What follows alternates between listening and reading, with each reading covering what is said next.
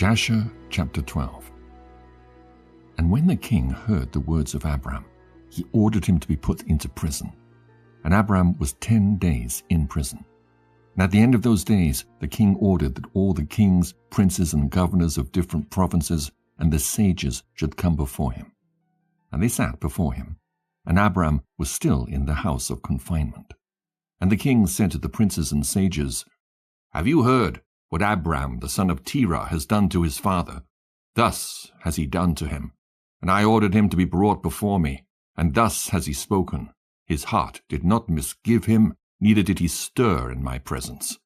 And behold, now he is confined in the prison. And now therefore decide what judgment is due to this man who reviled the king, who spoke and did all the things that you heard." And they all answered the king, saying, "The man who revileth the king should be hanged upon a tree. But having done all the things that he said, and having despised our gods, he must therefore be burned to death. For this is the law in this matter. If it pleaseth the king to do this, let him order his servants to kindle a fire both night and day in thy brick furnace, and then we will cast this man into it." And the king did so. And he commanded his servants that they should prepare a fire for 3 days and 3 nights in the king's furnace that is in Castim. And the king ordered them to take Abram from prison and bring him out to be burned. And all the king's servants, princes, lords, governors, and judges, and all the inhabitants of the land, about 900,000 men, stood opposite the furnace to see Abram. And all the women and little ones crowded upon the roofs and towers to see what was doing with Abram. And they all stood together at a distance, and there was not a man left that did not come on that day to behold the scene. And when Abram was come, the conjurers of the king and the sages saw Abram, and they cried out to the king, saying, "Our sovereign lord, surely this is the man whom we know to have been the child at whose birth the great star swallowed the 4 stars, which we declared to the king now 50 years since. And behold, now his father has also transgressed thy commands, and mocked thee by bringing thee another child, which thou didst kill." And when the king heard their words, he was exceedingly wroth. And he ordered Terah to be brought before him. And the king said, "Hast thou heard what the conjurers have spoken? Now tell me truly, how didst thou? And if thou shalt speak truth, thou shalt be acquitted." And seeing that the king's anger was so much kindled, Terah said to the king, "My lord and king, thou hast heard the truth, and what the sages have spoken is right." And the king said, "How couldst thou do this thing, to transgress my orders, and to give me a child that thou didst not beget, and to take value for him?" And Terah answered the king, "Because my tender feelings were excited for my son at that time, and I took a son of my handmaid, and I brought him to the king." And the king said, "Who advised thee to this?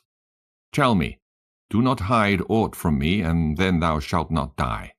And Terah was greatly terrified in the king's presence, and he said to the king, "It was Haran, my eldest son, who advised me to this." And Haran was in those days that Abram was born 32 years old. But Haran did not advise his father to anything. For Terah said this to the king in order to deliver his soul from the king, for he feared greatly. And the king said to Terah, "Haran, thy son who advised thee to this, shall die through fire with Abram. For the sentence of death is upon him, for having rebelled against the king's desire in doing this thing." And Haran at that time felt inclined to follow the ways of Abram, but he kept it within himself. And Haran said in his heart, "Behold, now the king has seized Abram on account of these things which Abram did. And it shall come to pass, that if Abram prevail over the king, I will follow him. But if the king prevail, I will go after the king." And when Terah had spoken this to the king concerning Haran his son, the king ordered Haran to be seized with Abram. And they brought them both, Abram and Haran his brother, to cast them into the fire.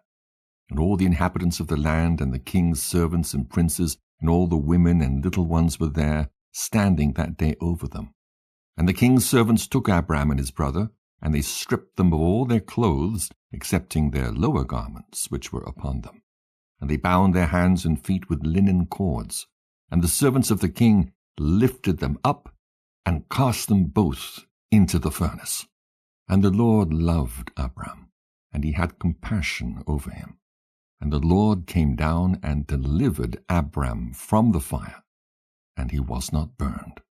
But all the cords with which they bound him were burned, while Abram remained and walked about in the fire. And Haran died when they had cast him into the fire, and he was burned to ashes, for his heart was not perfect with the Lord. And those men who cast him into the fire, the flame of the fire spread over them, and they were burned, and 12 men of them died. And Abram walked in the midst of the fire 3 days and 3 nights. And all the servants of the king saw him walking in the fire, and they came and told the king, saying, Behold, we have seen Abram walking about in the midst of the fire, and even the lower garments which are upon him are not burned, but the cord with which he was bound is burned. And when the king heard their words, his heart fainted, and he would not believe them. So he sent other faithful princes to see this matter, and they went and saw it, and told it to the king. And the king rose to go and see it. And he saw Abram walking to and fro in the midst of the fire, and he saw Haran's body burned. And the king wondered greatly. And the king ordered Abram to be taken out from the fire. And his servants approached to take him out, and they could not, for the fire was round about, and the flame ascending toward them from the furnace. And the king's servants fled from it. And the king rebuked them, saying, Make haste, and bring Abram out of the fire, that you shall not die. And the servants of the king again approached to bring Abram out, and the flames came upon them, and burned their faces, so that 8 of them died. And when the king saw that his servants could not approach the fire, lest they should be burned, the king called to Abram, O servant of the God, who is in heaven, go forth from amidst the fire, and come hither before me. And Abram hearkened to the voice of the king. And he went forth from the fire, and came and stood before the king. And when Abram came out, the king and all his servants saw Abram coming before the king, with his lower garments upon him, for they were not burned, but the cord with which he was bound was burned. And the king said to Abram, How is it that thou wast not burned in the fire? And Abram said to the king, The God of heaven and earth, in whom I trust, and who has all in his power, he delivered me from the fire into which thou didst cast me. And Haran the brother of Abram was burned to ashes. And they sought for his body, and they found it consumed. And Haran was 82 years old when he died in the fire of Kasdim. And the king, princes, and inhabitants of the land, seeing that Abram was delivered from the fire, they came and bowed down to Abram. And Abram said to them, Do not bow down to me, but bow down to the God of the world who made you, and serve him, and go in his ways. For it is he who delivered me from out of this fire, and it is he who created the souls and spirits of all men, and formed man in his mother's womb, and he brought him forth into the world, and it is he who will deliver those who trust in him from all pain.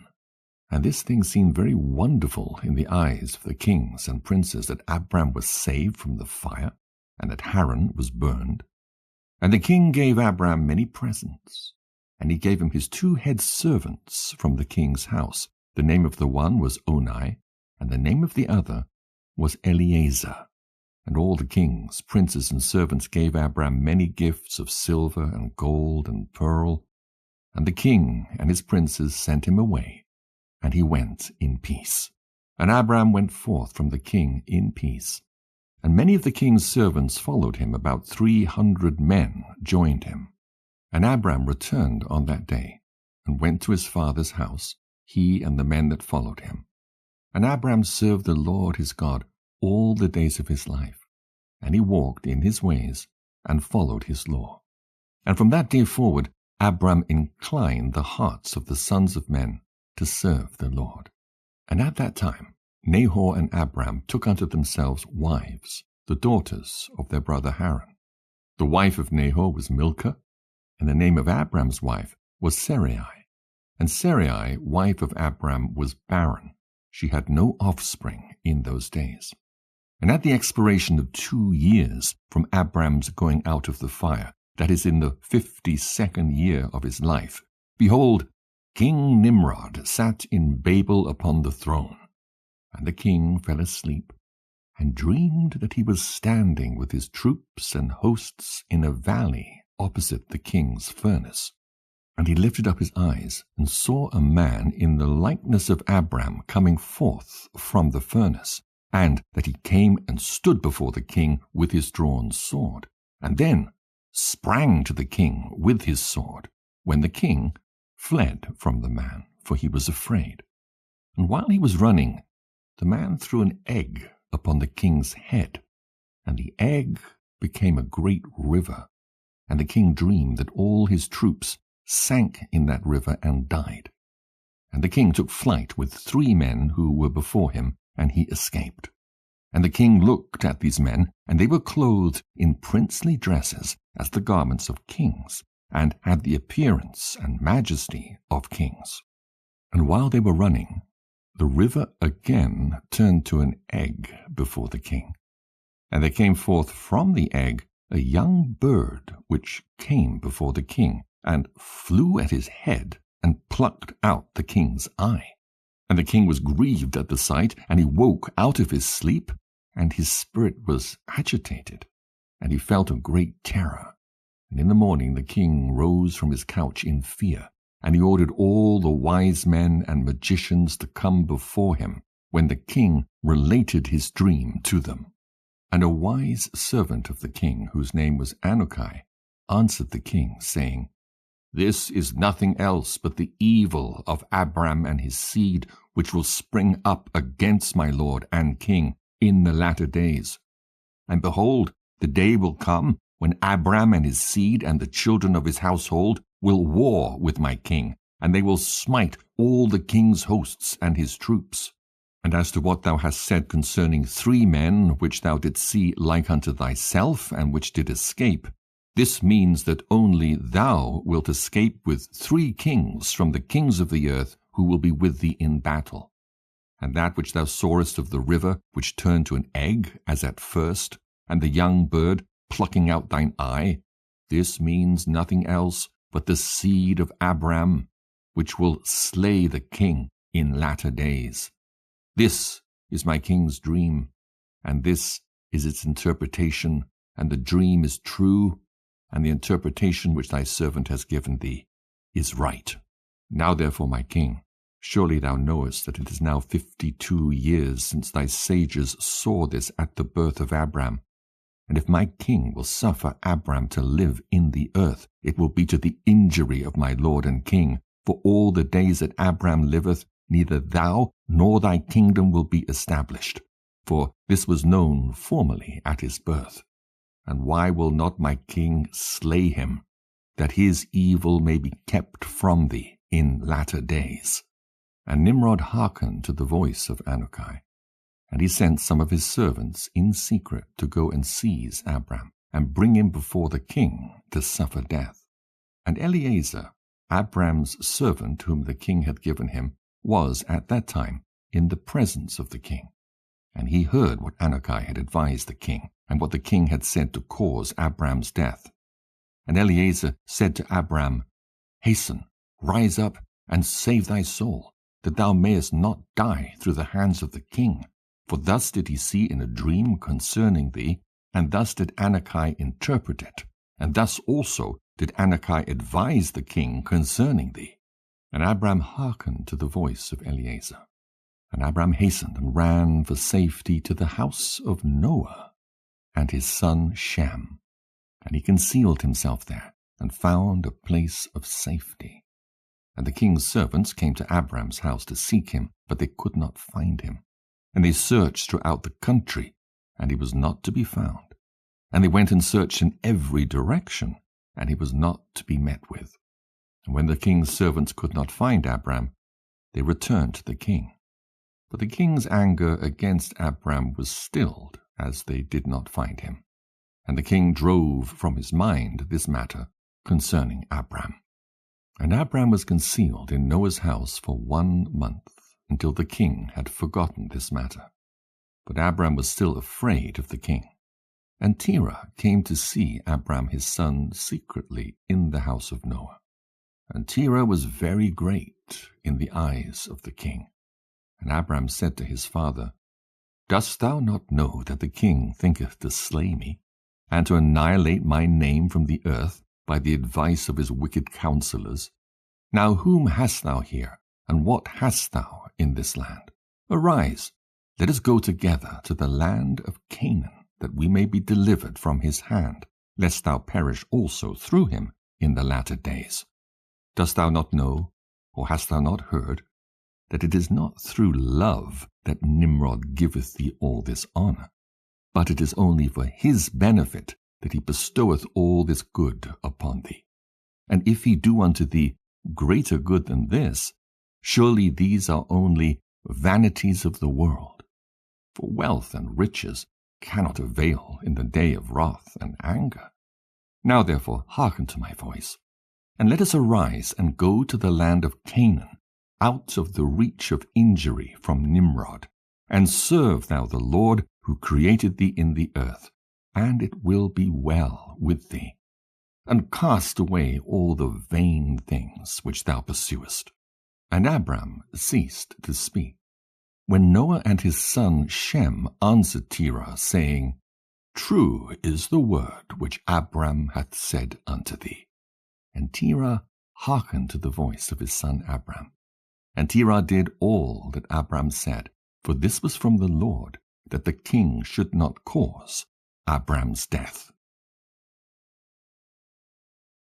Jasher chapter 13. And Terah took his son Abram, and his grandson Lot, the son of Haran, and Sarai his daughter-in-law, the wife of his son Abram, and all the souls of his household, and went with them from Ur-Kasdim to go to the land of Canaan.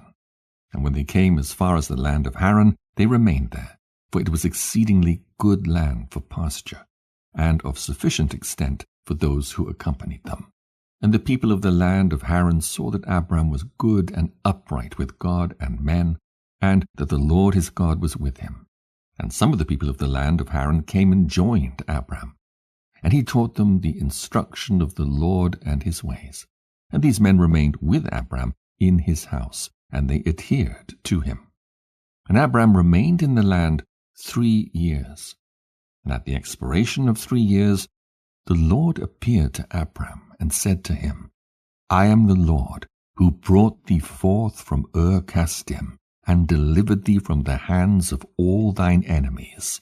And now therefore, if thou wilt hearken to my voice, and keep my commandments, my statutes, and my laws, then will I cause thy enemies to fall before thee, and I will multiply thy seed like the stars of heaven, and I will send my blessing upon all the works of thy hands, and thou shalt lack nothing. Arise now, take thy wife and all belonging to thee, and go to the land of Canaan, and remain there, and I will there be unto thee for a God, and I will bless thee.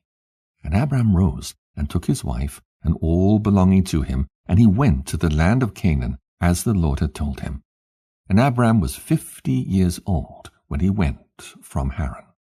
And Abram came to the land of Canaan, and dwelt in the midst of the city, and he there pitched his tent amongst the children of Canaan, inhabitants of the land.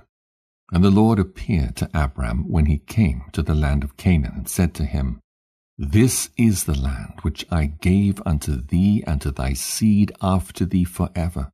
And I will make thy seed like the stars of heaven, and I will give unto thy seed for an inheritance all the lands which thou seest. And Abram built an altar in the place where God had spoken to him. And Abram there called upon the name of the Lord. At that time At the end of 3 years of Abram's dwelling in the land of Canaan, in that year Noah died, which was the 58th year of the life of Abram. And all the days that Noah lived were 950 years, and he died. And Abram dwelt in the land of Canaan, he, his wife, and all belonging to him, and all those that accompanied him, together with those that joined him from the people of the land.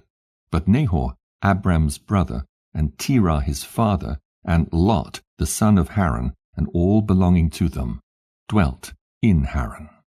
In the 5th year of Abram's dwelling in the land of Canaan, the people of Sodom and Gomorrah, and all the cities of the plain, revolted from the power of Chedorlaomer, king of Elam. For all the kings of the cities of the plain had served Chedorlaomer for 12 years, and given him a yearly tax. But in those days, in the 13th year, they rebelled against him. And in the 10th year of Abram's dwelling in the land of Canaan, there was war between Nimrod, king of Shinar, and Chedorlaomer, king of Elam. And Nimrod came to fight with Chedorlaomer, and to subdue him. For Chedorlaomer was at that time one of the princes of the hosts of Nimrod. And when all the people at the tower were dispersed, and those that remained were also scattered upon the face of the earth, Chedorlaomer went to the land of Elam, and reigned over it, and rebelled against his lord. And in those days, when Nimrod saw that the cities of the plain had rebelled, he came with pride and anger to war with Chedorlaomer, and Nimrod assembled all his princes and subjects, about 700,000 men, and went against Chedorlaomer. And Chedorlaomer went out to meet him with 5,000 men. And they prepared for battle in the valley of Babel, which is between Elam and Shinar. And all those kings fought there. And Nimrod and his people were smitten before the people of Chedorlaomer. And there fell from Nimrod's men about 600,000. And Mardon the king's son fell amongst them. And Nimrod fled, and returned in shame and disgrace to his land. And he was under subjection to Chedorlaomer for a long time. And Chedorlaomer returned to his land, and sent princes of his host to the kings that dwelt around him, to Arioch, king of Elasar, and to Tidal, king of Goyim, and made a covenant with them. And they were all obedient to his commands. And it was in the 15th year of Abram's dwelling in the land of Canaan, which is the 70th year of the life of Abram. And the Lord appeared to Abram in that year, and he said to him, I am the Lord who brought thee out from Ur-Kasdim to give thee this land for an inheritance. Now therefore walk before me, and be perfect, and keep my commands. For to thee and to thy seed I will give this land for an inheritance, from the river Mitzrayim unto the great river Euphrates. And thou shalt come to thy fathers in peace and in good age, and the 4th generation shall return here in this land, and shall inherit it forever. And Abram built an altar, and he called upon the name of the Lord who appeared to him, and he brought up sacrifices upon the altar to the Lord. At that time Abram returned and went to Haran to see his father and mother and his father's household. And Abram and his wife and all belonging to him returned to Haran. And Abram dwelt in Haran 5 years. And many of the people of Haran, about 72 men, followed Abram. And Abram taught them the instruction of the Lord and his ways, and he taught them to know the Lord. In those days the Lord appeared to Abram in Haran, and he said to him, Behold, I spoke unto thee these 20 years back, saying, Go forth from thy land and from thy birthplace and from thy father's house to the land which I have shown thee, to give it to thee and to thy children. For there in that land will I bless thee, and make thee a great nation, and make thy name great, and in thee shall all the families of the earth be blessed. Now therefore arise, go forth from this place, thou, thy wife, and all belonging to thee, also every one born in thy house, and all the souls thou hast made in Haran, and bring them out with thee from here, and rise to return to the land of Canaan. And Abram arose, and took his wife Sarai, and all belonging to him, and all that were born to him in his house, and the souls which they had made in Haran. And they came out to go to the land of Canaan. And Abram went and returned to the land of Canaan, according to the word of the Lord. And Lot, the son of his brother Haran, went with him. And Abram was 75 years old when he went forth from Haran to return to the land of Canaan. And he came to the land of Canaan according to the word of the Lord to Abram, and he pitched his tent, and he dwelt in the plain of Mamre. And with him was Lot, his brother's son, and all belonging to him. And the Lord again appeared to Abram, and said, To thy seed will I give this land. And he there built an altar to the Lord who appeared to him, which is still to this day in the plains of Mamre. Jasher chapter 14. In those days there was in the land of Shinar a wise man who had understanding in all wisdom, and of a beautiful appearance. But he was poor and indigent. His name was Rikain, and he was hard set to support himself. And he resolved to go to Egypt, to Osiris, the son of Anam, king of Egypt, to show the king his wisdom, for perhaps he might find grace in his sight to raise him up and give him maintenance. And Rikain did so. And when Rikain came to Egypt, he asked the inhabitants of Egypt concerning the king, and the inhabitants of Egypt told him the custom of the king of Egypt. For it was then the custom of the king of Egypt that he went from his royal palace and was seen abroad only 1 day in the year. And after that the king would return to his palace to remain there. And on the day when the king went forth, he passed judgment in the land, and every one having a suit came before the king that day to obtain his request. And when Rikain heard of the custom in Egypt, and that he could not come into the presence of the king, he grieved greatly, and was very sorrowful. And in the evening Rikain went out and found a house in ruins, formerly a bakehouse in Egypt, and he abode there all night in bitterness of soul, and pinched with hunger. And sleep was removed from his eyes.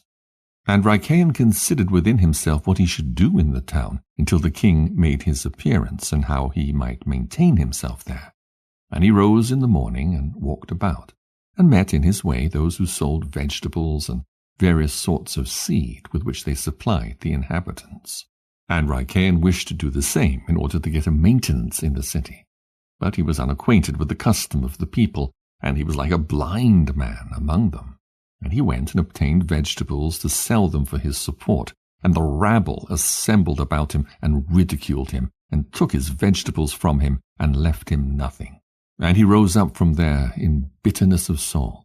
And he went to the bakehouse in which he had remained all the night before, and he slept there the second night.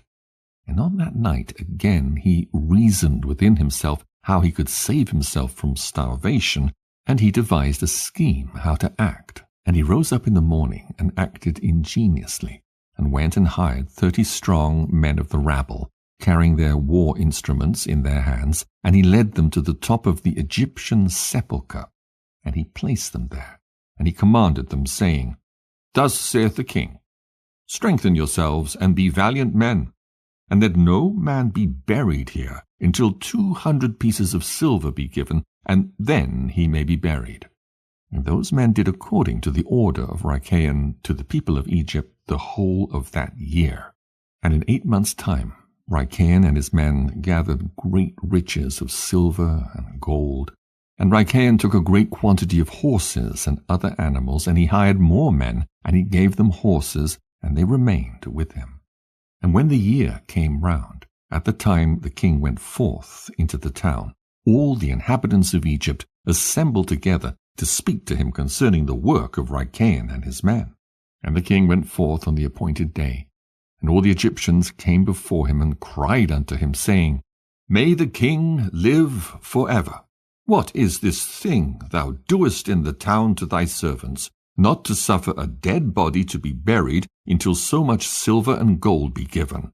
Was there ever the like unto this done in the whole earth, from the days of former kings, yea, even from the days of Adam unto this day, that the dead should not be buried, only for a set price? We know it to be the custom of kings to take a yearly tax from the living, but thou dost not only do this, but from the dead also thou exactest a tax day by day. Now, O king, we can no more bear this, for the whole city is ruined on this account. And dost thou not know it? And when the king heard all that they had spoken, he was very wroth, and his anger burned within him at this affair, for he had known nothing of it.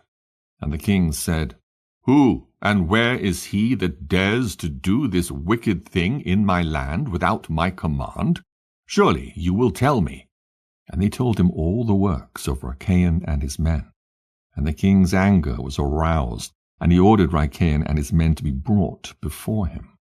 And Rachael took about 1,000 children, sons and daughters, and clothed them in silk and embroidery. And he set them upon horses, and sent them to the king by means of his men.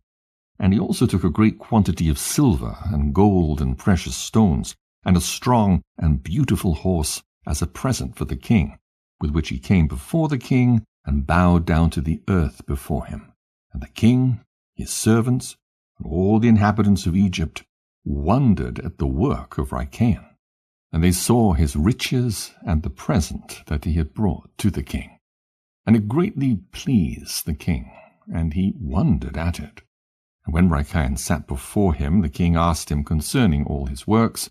And Rachael spoke all his words wisely before the king, his servants, and all the inhabitants of Egypt. And when the king heard the words of Rachael and his wisdom, Rachael found grace in his sight, and he met with grace and kindness from all the servants of the king and from all the inhabitants of Egypt, on account of his wisdom and excellent speeches. And from that time they loved him exceedingly. And the king answered and said to Rachael, Thy name shall no more be called Rachael, but Pharaoh shall be thy name, since thou didst exact a tax from the dead. And he called his name Pharaoh.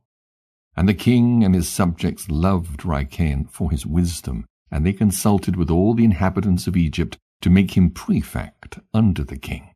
And all the inhabitants of Egypt and his wise men did so, and it was made a law in Egypt. And they made Rachael Pharaoh prefect under Osiris king of Egypt, and Rachael Pharaoh governed over Egypt, daily administering justice to the whole city. But Osiris the king would judge the people of the land one day in the year, when he went out to make his appearance. And Rachael Pharaoh cunningly usurped the government of Egypt, and he exacted a tax from all the inhabitants of Egypt. And all the inhabitants of Egypt greatly loved Rachael Pharaoh, and they made a decree to call every king that should reign over them and their seed in Egypt Pharaoh. Therefore all the kings that reigned in Egypt from that time forward were called Pharaoh unto this day. Jasher chapter 15. And in that year there was a heavy famine throughout the land of Canaan, and the inhabitants of the land could not remain on account of the famine, for it was very grievous. And Abram and all belonging to him rose and went down to Egypt on account of the famine. And when they were at the brook Mitzrayim, they remained there some time to rest from the fatigue of the road. And Abram and Sarai were walking at the border of the brook Mitzrayim, and Abram beheld his wife Sarai, that she was very beautiful. And Abram said to his wife Sarai, Since God has created thee with such a beautiful countenance, I am afraid of the Egyptians, lest they should slay me and take thee away. For the fear of God is not in these places.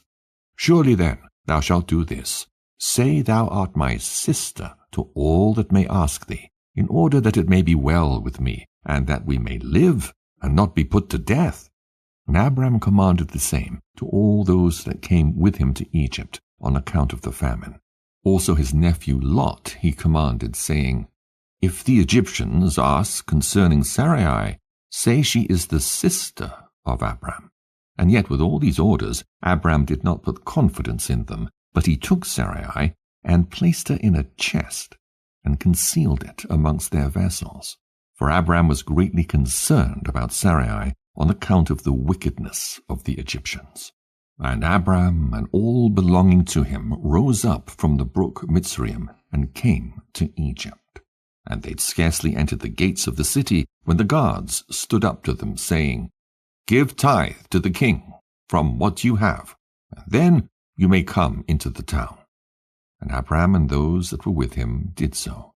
And Abram, with the people that were with him, came to Egypt. And when they came, they brought the chest in which Sarai was concealed. And the Egyptians saw the chest.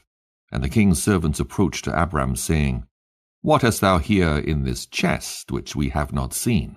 Now open thou the chest, and give tithe to the king of all that it contains. And Abram said, This chest I will not open, but all you demand upon it I will give. And Pharaoh's officers answered Abram, saying, It is a chest of precious stones. Give us the 10th thereof. Abram said, All that you desire I will give, but you must not open the chest. And the king's officers pressed Abram, and they reached the chest and opened it with force, and they saw, and behold, a beautiful woman was in the chest.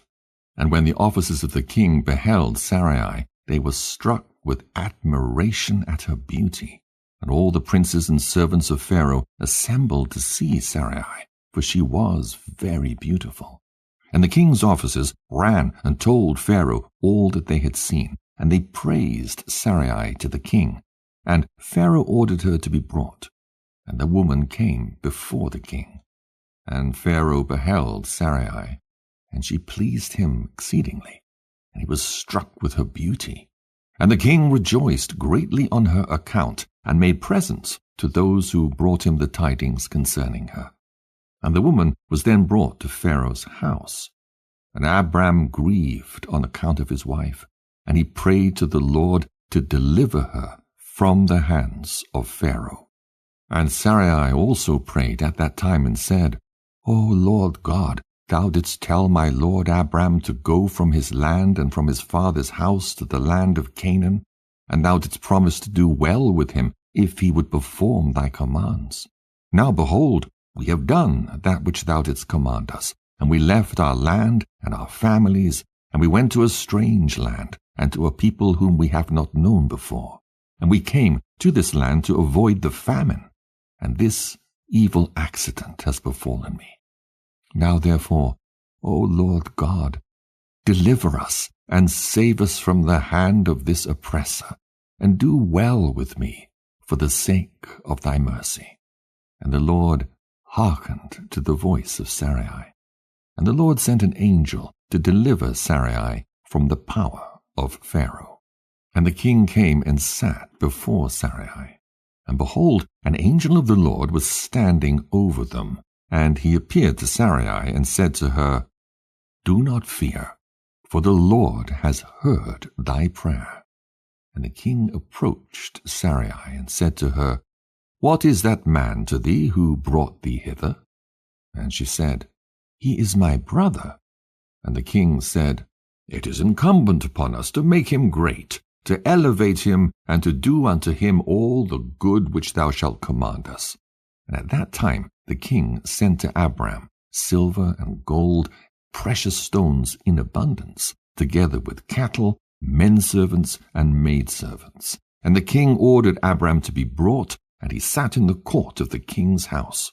And the king greatly exalted Abram on that night. And the king approached to speak to Sarai, and he reached out his hand to touch her, when the angel smote him heavily, and he was terrified, and he refrained from reaching to her. And when the king came near to Sarai, the angel smote him to the ground, and acted thus to him the whole night. And the king was terrified. And the angel on that night smote heavily all the servants of the king and his whole household on account of Sarai, and there was a great lamentation that night amongst the people of Pharaoh's house. And Pharaoh, seeing the evil that befell him, said, Surely on account of this woman has this thing happened to me. And he removed himself at some distance from her, and spoke pleasing words to her. And the king said to Sarai, Tell me, I pray thee, concerning the man with whom thou camest here. And Sarai said, This man is my husband. And I said to thee that he was my brother, for I was afraid lest thou shouldst put him to death through wickedness. And the king kept away from Sarai, and the plagues of the angel of the Lord ceased from him and his household. And Pharaoh knew that he was smitten on account of Sarai, and the king was greatly astonished at this. And in the morning the king called for Abram and said to him, What is this thou hast done to me? Why didst thou say, She is my sister, owing to which I took her unto me for a wife? And this heavy plague has therefore come upon me and my household. Now therefore here is thy wife. Take her, and go from our land, lest we all die on her account. And Pharaoh took more cattle, menservants and maidservants, and silver and gold, to give to Abram. And he returned unto him Sarai his wife. And the king took a maiden whom he begat by his concubines, and he gave her to Sarai for a handmaid. And the king said to his daughter, It is better for thee, my daughter, to be a handmaid in this man's house, than to be a mistress in my house, after we have beheld the evil that befell us on account of this woman. And Abram arose, and he and all belonging to him went away from Egypt. And Pharaoh ordered some of his men to accompany him, and all that went with him. And Abram returned to the land of Canaan, to the place where he had made the altar, where he at first had pitched his tent. And Lot, the son of Haran, Abram's brother, had a heavy stock of cattle, flocks, and herds, and tents, for the Lord was bountiful to them on account of Abram. And when Abram was dwelling in the land, the herdsmen of Lot quarrelled with the herdsmen of Abram, for their property was too great for them to remain together in the land, and the land could not bear them on account of their cattle. When Abram's herdsmen went to feed their flock, they would not go into the fields of the people of the land, but the cattle of Lot's herdsmen did otherwise, for they were suffered to feed in the fields of the people of the land. And the people of the land saw this occurrence daily, and they came to Abram and quarrelled with him on account of Lot's herdsmen. And Abram said to Lot, What is this thou art doing to me, to make me despicable to the inhabitants of the land, that thou orderedst thy herdsmen to feed thy cattle in the fields of other people? Dost thou not know that I am a stranger in this land amongst the children of Canaan? And why wilt thou do this unto me? And Abram quarrelled daily with Lot on account of this. But Lot would not listen to Abram, and he continued to do the same, and the inhabitants of the land came and told Abram. And Abram said unto Lot, How long wilt thou be to me for a stumbling block with the inhabitants of the land? Now I beseech thee, let there be no more quarrelling between us, for we are kinsmen. But I pray thee, separate from me. Go and choose a place where thou mayest dwell with thy cattle and all belonging to thee. But keep thyself at a distance from me, thou and thy household. And be not afraid in going from me, for if any one do an injury to thee, let me know, and I will avenge thy cause from him. Only remove from me. And when Abram had spoken all these words to Lot, then Lot arose and lifted up his eyes toward the plain of Jordan. And he saw that the whole of this place was well watered and good for man, as well as affording pasture for the cattle. And Lot went from Abram to that place, and he there pitched his tent, and he dwelt in Sodom. And they were separated from each other. And Abram dwelt in the plain of Mamre, which is in Hebron, and he pitched his tent there. And Abram remained in that place many years. Jasher chapter 16. At that time Chedorlaomer, king of Elam, sent to all the neighboring kings, to Nimrod, king of Shinar, who was then under his power, and to Tidal, king of Goyim, and to Arioch, king of Elasah, with whom he made a covenant, saying, Come up to me, and assist me, that we may smite all the towns of Sodom and its inhabitants, for they have rebelled against me these 13 years. And these 4 kings went up with all their camps, about 800,000 men, and they went as they were, and smote every man they found in their road. And the 5 kings of Sodom and Gomorrah, Shinab king of Admah, Shemeba king of Zeboim, Bera king of Sodom, Bersha king of Gomorrah, and Bela king of Zoar, went out to meet them, and they all joined together in the valley of Siddim. And these 9 kings made war in the valley of Siddim, and the kings of Sodom and Gomorrah were smitten before the kings of Elam. And the valley of Siddim was full of lime pits, and the kings of Elam pursued the kings of Sodom, and the kings of Sodom with their camps fled and fell into the lime pits, and all that remained went to the mountain for safety. And the 5 kings of Elam came after them and pursued them to the gates of Sodom, and they took all there was in Sodom. And they plundered all the cities of Sodom and Gomorrah. And they also took Lot, Abram's brother's son, and his property. And they seized all the goods of the cities of Sodom, and they went away. And Eunuch, Abram's servant who was in the battle, saw this, and told Abram all that the kings had done to the cities of Sodom, and that Lot was taken captive by them. And Abram heard this, and he rose up with about 318 men that were with him, and he that night pursued these kings and smote them. And they all fell before Abram and his men, and there was none remaining but the 4 kings who fled, and they went each his own road.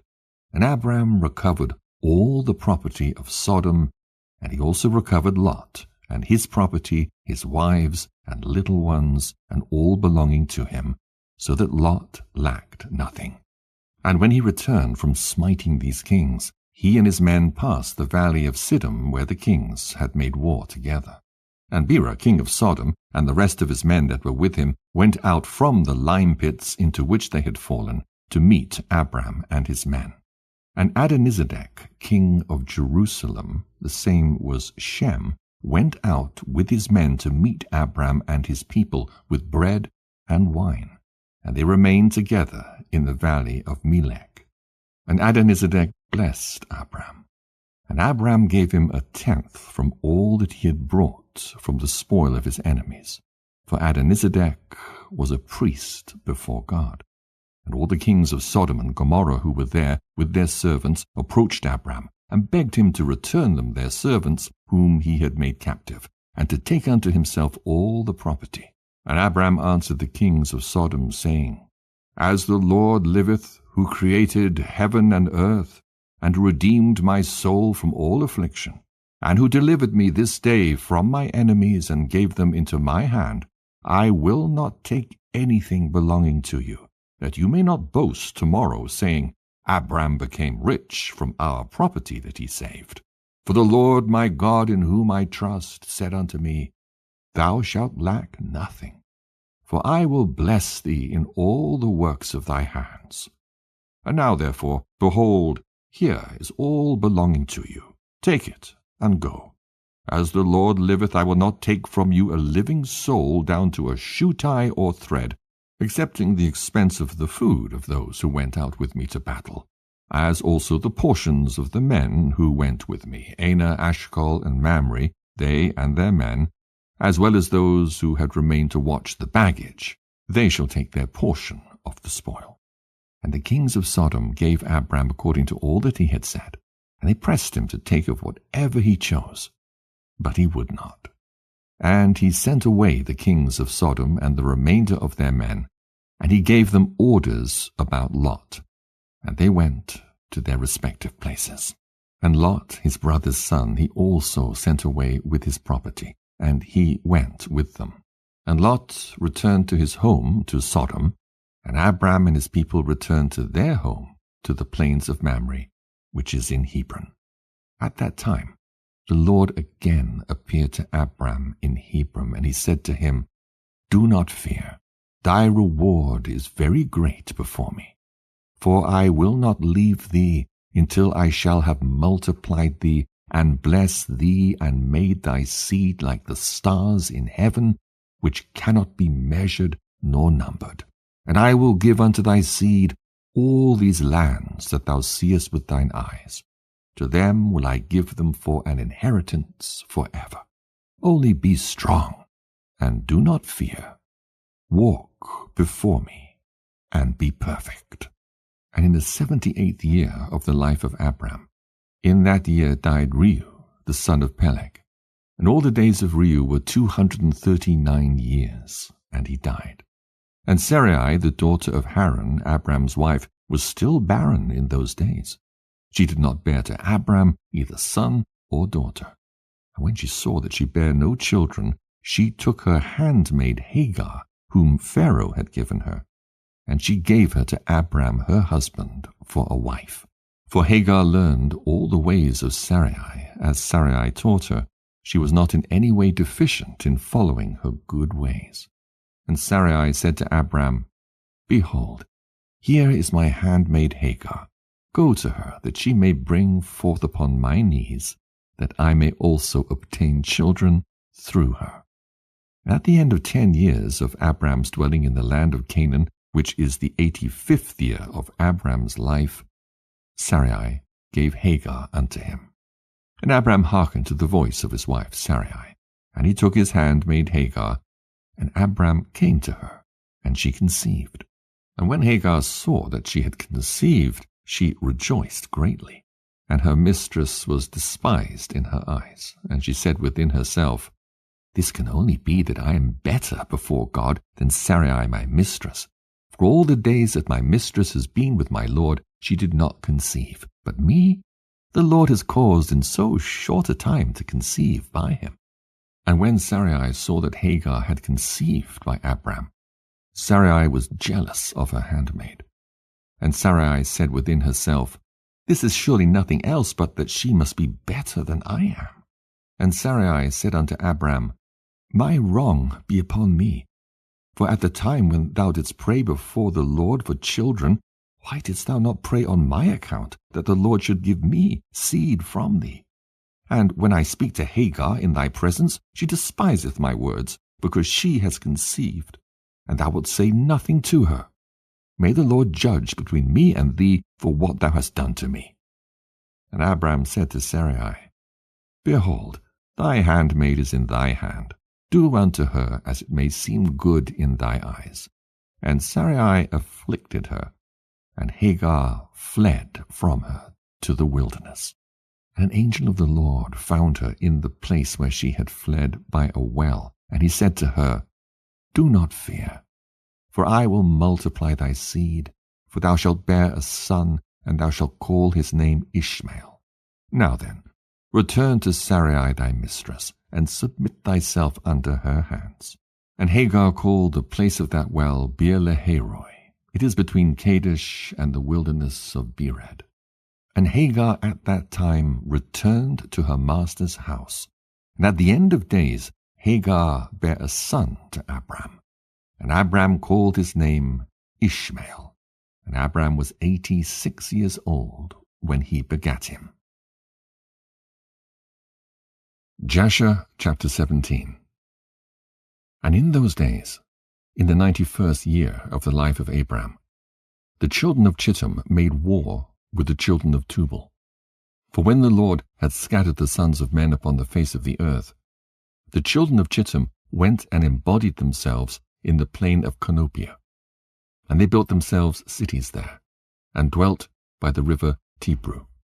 And the children of Tubal dwelt in Tuscana, and their boundaries reached the river Tibru. And the children of Tubal built a city in Tuscana, and they called the name Sabina, after the name of Sabina, son of Tubal their father. And they dwelt there unto this day. And it was at that time the children of Chittim made war with the children of Tubal. And the children of Tubal were smitten before the children of Chittim. And the children of Chittim caused 370 men to fall from the children of Tubal. And at that time the children of Tubal swore to the children of Chittim, saying, You shall not intermarry amongst us, and no man shall give his daughter to any of the sons of Chittim. For all the daughters of Tubal were in those days fair, for no women were then found in the whole earth so fair as the daughters of Tubal. And all who delighted in the beauty of women went to the daughters of Tubal, and took wives from them. And the sons of men, kings and princes, who greatly delighted in the beauty of women, took wives in those days from the daughters of Tubal. And at the end of 3 years, after the children of Tubal had sworn to the children of Chittim not to give them their daughters for wives, about 20 men of the children of Chittim went to take some of the daughters of Tubal. But they found none. For the children of Tubal kept their oaths not to intermarry with them, and they would not break their oaths. And in the days of harvest, the children of Tubal went to their fields to get in their harvest, when the young men of Chittim assembled and went to the city of Sabinah, and each man took a young woman from the daughters of Tubal, and they came to their cities. And the children of Tubal heard of it, and they went to make war with them, and they could not prevail over them, for the mountain was exceedingly high from them. And when they saw they could not prevail over them, they returned to their land. And at the revolution of the year, the children of Tubal went and hired about 10,000 men from those cities that were near them. And the children of Tubal went to war with the children of Chittim, to destroy their land and to distress them. And in this engagement the children of Tubal prevailed over the children of Chittim. And the children of Chittim, seeing that they were greatly distressed, lifted up the children which they had had by the daughters of Tubal upon the wall which had been built, to be before the eyes of the children of Tubal. And the children of Chittim said to them, Have you come to make war with your own sons and daughters?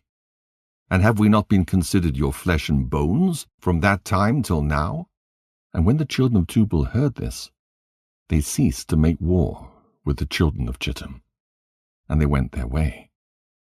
And they returned to their cities, and the children of Chittim at that time assembled and built 2 cities by the sea, and they called one Pertu, and the other Arizah. And Abram, the son of Terah, was then 99 years old. At that time the Lord appeared to him, and he said to him, I will make my covenant between me and thee, and I will greatly multiply thy seed. And this is the covenant which I make between me and thee, that every male child be circumcised, thou and thy seed after thee. At 8 days old shall it be circumcised. And this covenant shall be in your flesh for an everlasting covenant. And now therefore thy name shall no more be called Abram, but Abraham, and thy wife shall no more be called Sarai, but Sarah. For I will bless you both, and I will multiply your seed after you, that you shall become a great nation, and kings shall come forth from you. Jasher chapter 18. And Abraham rose, and did all that God had ordered him. And he took the men of his household, and those bought with his money, and he circumcised them, as the Lord had commanded him. And there was not one left whom he did not circumcise. And Abraham and his son Ishmael were circumcised in the flesh of their foreskin. 13 years old was Ishmael when he was circumcised in the flesh of his foreskin. And in the 3rd day Abraham went out of his tent, and sat at the door to enjoy the heat of the sun during the pain of his flesh. And the Lord appeared to him in the plain of Mamre, and sent 3 of his ministering angels to visit him. And he was sitting at the door of the tent. And he lifted his eyes and saw, and lo, 3 men were coming from a distance. And he rose up and ran to meet them, and he bowed down to them, and brought them into his house. And he said to them, If now I have found favor in your sight, turn in and eat a morsel of bread. And he pressed them, and they turned in, and he gave them water, and they washed their feet, and he placed them under a tree at the door of the tent. And Abraham ran and took a calf, tender and good, and he hastened to kill it, and gave it to his servant Eliezer to dress. And Abraham came to Sarah into the tent, and he said to her, Make ready quickly 3 measures of fine meal, knead it, and make cakes to cover the pot containing the meat. And she did so. And Abraham hastened, and brought before them butter and milk, beef and mutton, and gave it before them to eat, before the flesh of the calf was sufficiently done. And they did eat. And when they done eating, one of them said to him, I will return to thee according to the time of life. And Sarah thy wife shall have a son. And the men afterward departed, and went their ways to the places to which they were sent. In those days all the people of Sodom and Gomorrah, and of the whole 5 cities, were exceedingly wicked and sinful against the Lord. And they provoked the Lord with their abominations. And they strengthened in aging abominably and scornfully before the Lord. And their wickedness and crimes were in those days great before the Lord. And they had in their land a very extensive valley, about half a day's walk. And in it there were fountains of water, and a great deal of herbage surrounding the water. And all the people of Sodom and Gomorrah went there 4 times in the year, with their wives and children, and all belonging to them. And they rejoiced there with timbrels and dances. And in the time of rejoicing they would all rise and lay hold of their neighbors' wives, and some the virgin daughters of their neighbors. And they enjoyed them. And each man saw his wife and daughter in the hands of his neighbor, and did not say a word. And they did so from morning to night. And they afterward returned home, each man to his house, and each woman to her tent. So they always did, 4 times in the year. Also, when a stranger came into their cities and brought goods which he had purchased with a view to dispose of there, the people of these cities would assemble, men, women, and children, young and old, and go to the man and take his goods by force, giving a little to each man, until there was an end to all the goods of the owner which he had brought into the land. And if the owner of the goods quarrelled with them, saying, What is this work which you have done to me? Then they would approach to him one by one, and each would show him the little which he took, and taunt him, saying, I only took that little which thou didst give me. And when he heard this from them all, he would arise and go from them in sorrow and bitterness of soul, when they would all arise and go after him and drive him out of the city with great noise and tumult. And there was a man from the country of Elam, who was leisurely going on the road, seated upon his ass, which carried a fine mantle of divers colours. And the mantle was bound with a cord upon the ass. And the man was on his journey, passing through the street of Sodom, when the sun set in the evening. And he remained there in order to abide during the night, but no one would let him into his house. And at that time there was in Sodom a wicked and mischievous man, one skillful to do evil. And his name was Hadad. And he lifted up his eyes, and saw the traveller in the street of the city. And he came to him and said, Whence comest thou? And whither dost thou go? And the man said to him, I am travelling from Hebron to Elam, where I belong, and as I passed, the sun set, and no one would suffer me to enter his house, though I had bread and water, and also straw and provender for my ass, and am short of nothing. And Hadad answered and said to him, All that thou shalt want shall be supplied by me, but in the street thou shalt not abide all night. And Hadad brought him to his house. And he took off the mantle from the ass with the cord, and brought them to his house. And he gave the ass straw and provender, whilst the traveller ate and drank in Hadad's house. And he abode there that night. And in the morning the traveller rose up early to continue his journey, when Hadad said to him, Wait, comfort thy heart with a morsel of bread, and then go. And the man did so, and he remained with him, and they both ate and drank together during the day, when the man rose up to go. And Hadad said to him, Behold, now the day is declining. Thou hadst better remain all night, that thy heart may be comforted. And he pressed him so that he tarried there all night. And on the second day he rose up early to go away, when Hadad pressed him, saying, Comfort thy heart with a morsel of bread, and then go. And he remained and ate with him also the second day. And then the man rose up to continue his journey. And Hadad said to him, Behold, now the day is declining. Remain with me to comfort thy heart, and in the morning rise up early and go thy way. And the man would not remain, but rose and saddled his ass.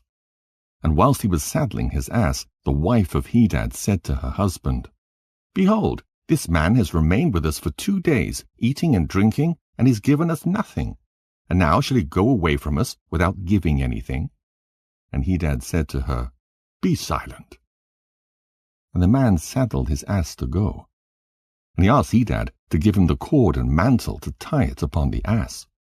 And Hadad said to him, What sayest thou? And he said to him, That thou, my lord, shalt give me the cord and the mantle made with divers colours, which thou didst conceal with thee in thy house, to take care of it. And Hadad answered the man, saying, This is the interpretation of thy dream.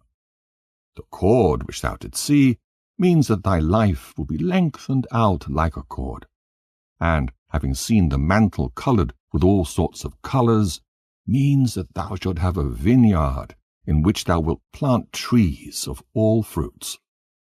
And the traveller answered, saying, Not so, my lord, for I was awake when I gave thee the cord, and also a mantle woven with different colours, which thou didst take off the ass to put them by for me. And Hadad answered and said, Surely I have told thee the interpretation of thy dream, and it is a good dream, and this is the interpretation thereof. Now the sons of men give me 4 pieces of silver, which is my charge for interpreting dreams, and of thee I require 3 pieces of silver. And the man was provoked at the words of Hadad, and he cried bitterly. And he brought Hadad to Sirach, judge of Sodom. And the man laid his cause before Sirach the judge, when Hadad replied, saying, It is not so, but thus the matter stands. And the judge said to the traveller, This man Hadad telleth thee truth, for he is famed in the cities for the accurate interpretation of dreams. And the man cried at the word of the judge, and he said, Not so, my lord, for it was in the day that I gave him the cord and mantle which was upon the ass, in order to put them by in his house. And they both disputed before the judge, the one saying, Thus the matter was, and the other declaring otherwise. And Hadad said to the man, Give me 4 pieces of silver that I charge for my interpretation of dreams. I will not make any allowance. And give me the expense of the 4 meals that thou didst eat in my house. And the man said to Hadad, Truly I will pay thee for what I ate in thy house. Only give me the cord and mantle which thou didst conceal in thy house. And Hadad replied before the judge, and said to the man, Did I not tell thee the interpretation of thy dream? The cord means that thy days shall be prolonged like a cord, and the mantle that thou wilt have a vineyard in which thou wilt plant all kinds of fruit trees. This is the proper interpretation of thy dream. Now give me the 4 pieces of silver that I require as a compensation, for I will make thee no allowance. And the man cried at the words of Hadad, and they both quarrelled before the judge. And the judge gave orders to his servants, who drove them rashly from the house. And they went away quarrelling from the judge, when the people of Sodom heard them, and they gathered about them, and they exclaimed against the stranger, and they drove him rashly from the city. And the man continued his journey upon his ass with bitterness of soul, lamenting and weeping. And whilst he was going along, he wept at what had happened to him in the corrupt city of Sodom. Jasher chapter 19. And the cities of Sodom had 4 judges to 4 cities, and these were their names: Sirach in the city of Sodom, Sharkad in Gomorrah, Zabnak in Admah, and Menon in Zeboyim. And Eleazar, Abraham's servant, applied to them different names. And he converted Sirach to Shakra, Sharkad to Shakrura, Zebnak to Kesubim, and Menon to Matzlodim. And by desire of their 4 judges, the people of Sodom and Gomorrah had beds erected in the streets of the cities. And if a man came to these places, they lay hold of him, and brought him to one of their beds, and by force made him to lie in them. And as he lay down, 3 men would stand at his head, and 3 at his feet, and measure him by the length of the bed. And if the man was less than the bed, these 6 men would stretch him at each end. And when he cried out to them, they would not answer him. And if he was longer than the bed, they would draw together the 2 sides of the bed at each end, until the man had reached the gates of death. And if he continued to cry out to them, they would answer him, saying, Thus shall it be done to a man that cometh into our land. And when men heard all these things that the people of the cities of Sodom did, they refrained from coming there. And when a poor man came to their land, they would offer him silver and gold, and cause a proclamation in the whole city not to give him a morsel of bread to eat. And if the stranger should remain there in some days, and die from hunger, not having been able to obtain a morsel of bread, then at his death all the people of the city would come and take their silver and gold which they had given to him. And those that could recognize the silver or gold which they had given him took it back. And at his death they also stripped him of his garments, and they would fight about them. And he that prevailed over his neighbor took them. They would after that carry him and bury him under some of the shrubs in the deserts. So they did all the days to any one that came to them, and died in their land. And in the course of time, Sarah sent Eleazar to Sodom, to see Lot, and inquire after his welfare.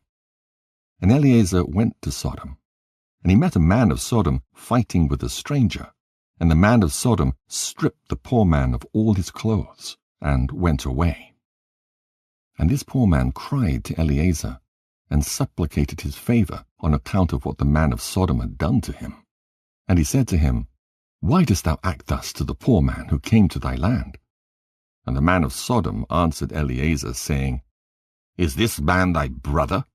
Or have the people of Sodom made thee a judge this day, that thou speakest about this man? And Eleazar strove with the man of Sodom on account of the poor man. And when Eleazar approached to recover the poor man's clothes from the man of Sodom, he hastened and with a stone smote Eleazar in the forehead. And the blood flowed copiously from Eleazar's forehead. And when the man saw the blood, he caught hold of Eleazar, saying, Give me my hire for having rid thee of this bad blood that was in thy forehead, for such is the custom and law in our land. And Eleazar said to him, Thou hast wounded me, and requirest me to pay thy hire? And Eleazar would not hearken to the words of the man of Sodom. And the man laid hold of Eleazar, and brought him to Shakra, the judge of Sodom, for judgment. And the man spoke to the judge, saying, I beseech thee, my lord, thus has this man done, for I smote him with a stone, that the blood flowed from his forehead, and he is unwilling to give me my hire. And the judge said to Eleazar, This man speaketh truth to thee.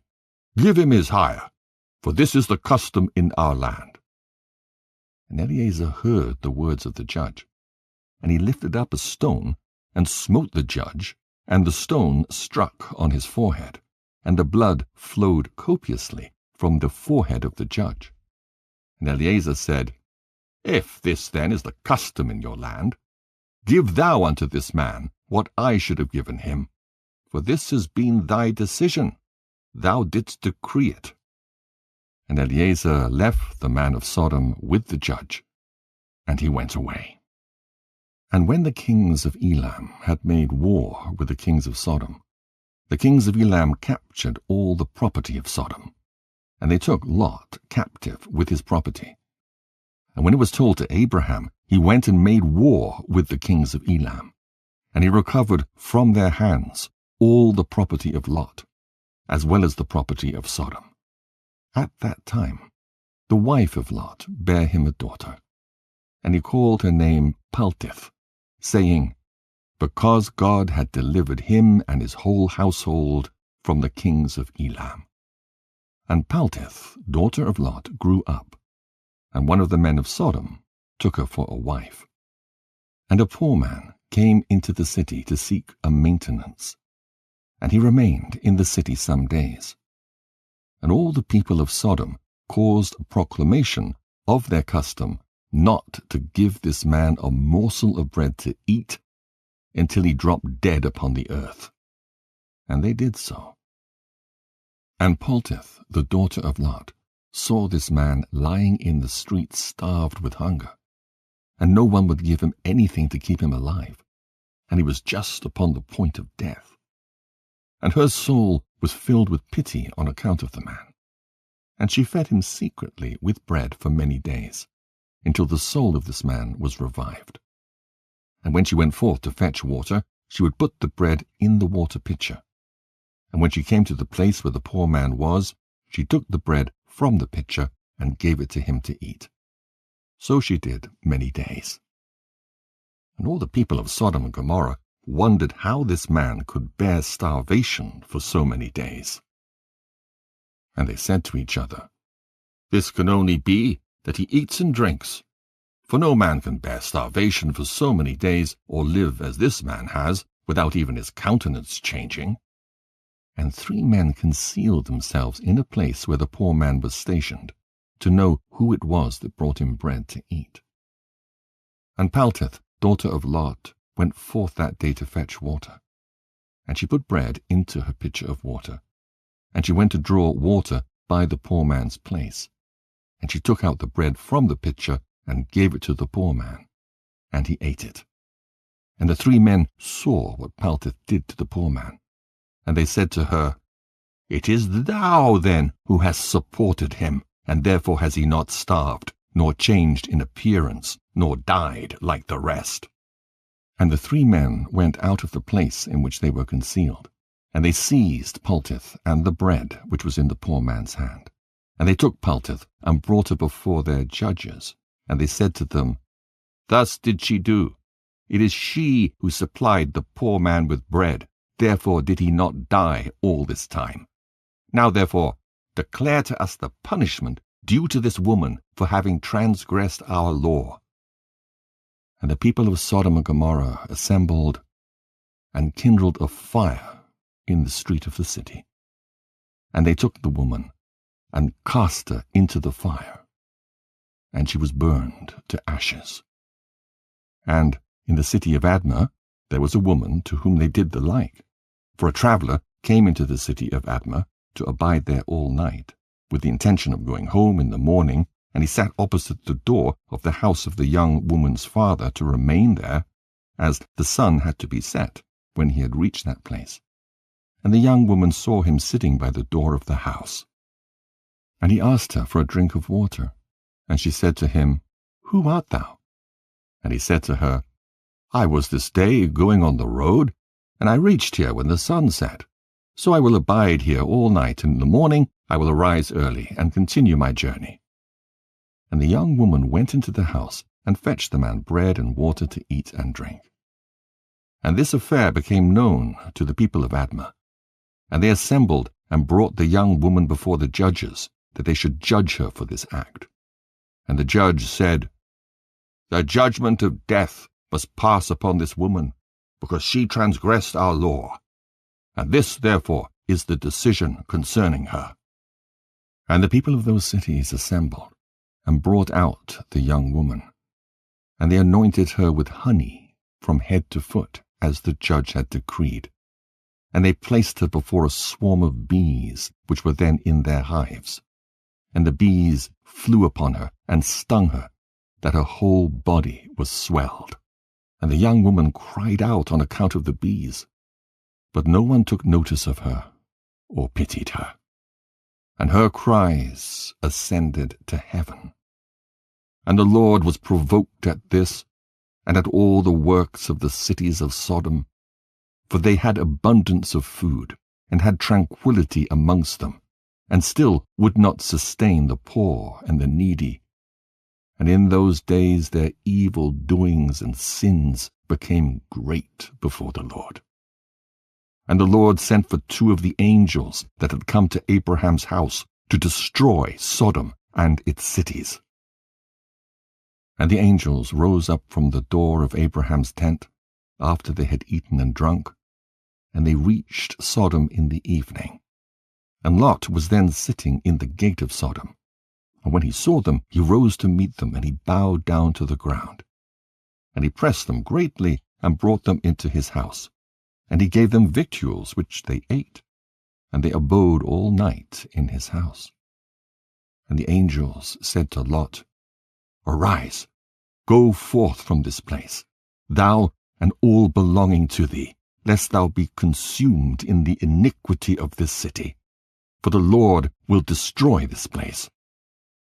And the angels laid hold upon the hand of Lot, and upon the hand of his wife, and upon the hands of his children, and all belonging to him.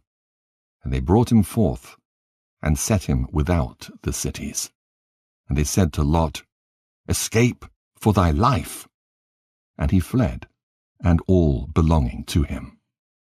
Then the Lord rained upon Sodom and upon Gomorrah, and upon all these cities, brimstone and fire from the Lord out of heaven. And he overthrew these cities, all the plain, and all the inhabitants of the cities, and that which grew upon the ground. And Ado, the wife of Lot, looked back to see the destruction of the cities. For her compassion was moved on account of her daughters who remained in Sodom, for they did not go with her. And when she looked back, she became a pillar of salt. And it is yet in that place unto this day. And the oxen which stood in that place daily licked up the salt to the extremities of their feet. And in the morning it would spring forth afresh, and they again licked it up unto this day. And Lot and 2 of his daughters that remained with him fled, and escaped to the cave of Adullam, and they remained there for some time. And Abraham rose up early in the morning to see what had been done to the cities of Sodom. And he looked, and beheld the smoke of the cities going up like the smoke of a furnace. And Lot and his 2 daughters remained in the cave.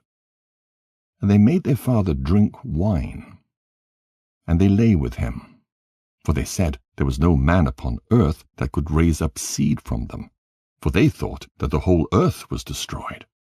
And they both lay with their father. And they conceived and bare sons. And the firstborn called the name of her son Moab, saying, "From my father did I conceive him." He is the father of the Moabites unto this day. And the younger also called her son Ben-ammi. He is the father of the children of Ammon unto this day. And after this, Lot and his 2 daughters went away from there. And he dwelt on the other side of the Jordan with his 2 daughters and their sons. And the sons of Lot grew up, and they went and took themselves wives from the land of Canaan. And they begat children, and they were fruitful, and multiplied. Jasher chapter 20. And at that time Abraham journeyed from the plain of Mamre, and he went to the land of the Philistines, and he dwelt in Gerar. It was in the 25th year of Abraham's being in the land of Canaan, and the 100th year of the life of Abraham, that he came to Gerar in the land of the Philistines. And when they entered the land, he said to Sarah his wife, "Say thou art my sister to any one that shall ask thee, in order that we may escape the evil of the inhabitants of the land." And as Abraham was dwelling in the land of the Philistines, the servants of Abimelech, king of the Philistines, saw that Sarah was exceedingly beautiful. And they asked Abraham concerning her, and he said, "She is my sister." And the servants of Abimelech went to Abimelech, saying, "A man from the land of Canaan is come to dwell in the land, and he has a sister that is exceeding fair." And Abimelech heard the words of his servants who praised Sarah to him. And Abimelech sent his officers, and they brought Sarah to the king. And Sarah came to the house of Abimelech. And the king saw that Sarah was beautiful, and she pleased him exceedingly. And he approached her and said to her, "What is that man to thee with whom thou didst come to our land?" And Sarah answered and said, "He is my brother, and we came from the land of Canaan to dwell wherever we could find a place." And Abimelech said to Sarah, "Behold, my land is before thee. Place thy brother in any part of this land that pleases thee, and it will be our duty to exalt and elevate him above all the people of the land, since he is thy brother." And Abimelech sent for Abraham. And Abraham came to Abimelech. And Abimelech said to Abraham, "Behold, I have given orders that thou shalt be honored as thou desirest on account of thy sister Sarah." And Abraham went forth from the king, and the king's present followed him. And at evening time, before men lie down to rest, the king was sitting upon his throne, and a deep sleep fell upon him. And he lay upon the throne and slept till morning. And he dreamed that an angel of the Lord came to him with a drawn sword in his hand. And the angel stood over Abimelech, and wished to slay him with the sword. And the king was terrified in his dream, and said to the angel, "In what have I sinned against thee, that thou comest to slay me with thy sword?" And the angel answered and said to Abimelech, "Behold, thou diest on account of the woman which thou didst yesternight bring to thy house. For she is a married woman, the wife of Abraham, who came to thy house. Now therefore, return that man to his wife, for she is his wife. And shouldst thou not return her, know that thou shalt surely die, thou and all belonging to thee." And on that night there was a great outcry in the land of the Philistines. And the inhabitants of the land saw the figure of a man standing with a drawn sword in his hand. And he smote the inhabitants of the land with the sword. Yea, he continued to smite them. And the angel of the Lord smote the whole land of the Philistines on that night. And there was a great confusion on that night and on the following morning.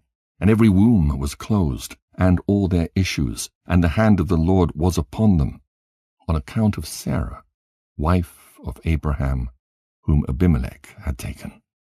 And in the morning Abimelech rose with terror and confusion, and with a great dread. And he sent, and he had his servants called in, and he related his dream to them, and the people were greatly afraid. And one man standing amongst the servants of the king answered the king, saying, "O sovereign king, restore this woman to her husband, for he is her husband. For the like happened to the king of Egypt, when this man came to Egypt. And he said, concerning his wife, She is my sister, for such is his manner of doing when he cometh to dwell in the land in which he is a stranger. And Pharaoh sent, and took this woman for a wife. And the Lord brought upon him grievous plagues, until he returned the woman to her husband. Now therefore, O sovereign king, know what happened yesternight to the whole land. For there was a very great consternation, and great pain and lamentation, and we know that it was on account of the woman which thou didst take. Now therefore, restore this woman to her husband, lest it should befall us as it did to Pharaoh king of Egypt and his subjects, and that we may not die." And Abimelech hastened and called, and had Sarah called for, and she came before him. And he had Abraham called for, and he came before him. And Abimelech said to them, "What is this work you be doing in saying that you are brother and sister? And I took this woman for a wife?" And Abraham said, "Because I thought I should suffer death on account of my wife." And Abimelech took flocks and herds, and men-servants and maid-servants, and 1,000 pieces of silver. And he gave them to Abraham, and he returned Sarah to him. And Abimelech said to Abraham, "Behold, the whole land is before thee. Dwell in it wherever thou shalt choose." And Abraham and Sarah his wife went forth from the king's presence with honor and respect. And they dwelt in the land, even in Gerar. And all the inhabitants of the land of the Philistines and the king's servants were still in pain through the plague which the angel had inflicted upon them the whole night on account of Sarah. And Abimelech sent for Abraham, saying, "Pray now for thy servants to the Lord thy God, that he may put away this mortality from amongst us." And Abraham prayed on account of Abimelech and his subjects. And the Lord heard the prayer of Abraham, and he healed Abimelech and all his subjects. Jasher chapter 21. And it was at that time, at the end of 1 year and 4 months of Abraham's dwelling in the land of the Philistines in Gerar, that God visited Sarah. And the Lord remembered her, and she conceived, and bare a son to Abraham. And Abraham called the name of the son which was born to him, which Sarah bare to him, Isaac. And Abraham circumcised his son Isaac at 8 days old, as God had commanded Abraham to do unto his seed after him. And Abraham was 100, and Sarah 90 years old, when Isaac was born to them. And the child grew up, and he was weaned. And Abraham made a great feast upon the day that Isaac was weaned. And Shem and Eber, and all the great people of the land, and Abimelech, king of the Philistines, and his servants, and Phicol, the captain of his host, came to eat and drink and rejoice at the feast which Abraham made upon the day of his son Isaac's being weaned. And Terah, the father of Abraham, and Nahor his brother, came from Haran, they and all belonging to them, for they greatly rejoiced on hearing that a son had been born to Sarah. And they came to Abraham, and they ate and drank at the feast which Abraham made upon the day of Isaac's being weaned. And Terah and Nahor rejoiced with Abraham, and they remained with him many days in the land of the Philistines. At that time Serug, the son of Reu, died in the 1st year of the birth of Isaac, son of Abraham. And all the days of Serug were 239 years, and he died. And Ishmael, the son of Abraham, was grown up in those days. He was 14 years old when Sarah bare Isaac to Abraham. And God was with Ishmael, the son of Abraham, and he grew up, and he learned to use the bow, and became an archer. And when Isaac was 5 years old, he was sitting with Ishmael at the door of the tent. And Ishmael came to Isaac, and seated himself opposite him. And he took the bow, and drew it, and put the arrow in it, and intended to slay Isaac. And Sarah saw the act which Ishmael desired to do to her son Isaac, and it grieved her exceedingly on account of her son. And she sent for Abraham and said to him, "Cast out this bondwoman and her son, for her son shall not be heir with my son, for thus did he seek to do unto him this day." And Abraham hearkened to the voice of Sarah. And he rose up early in the morning, and he took 12 loaves and a bottle of water, which he gave to Hagar, and sent her away with her son.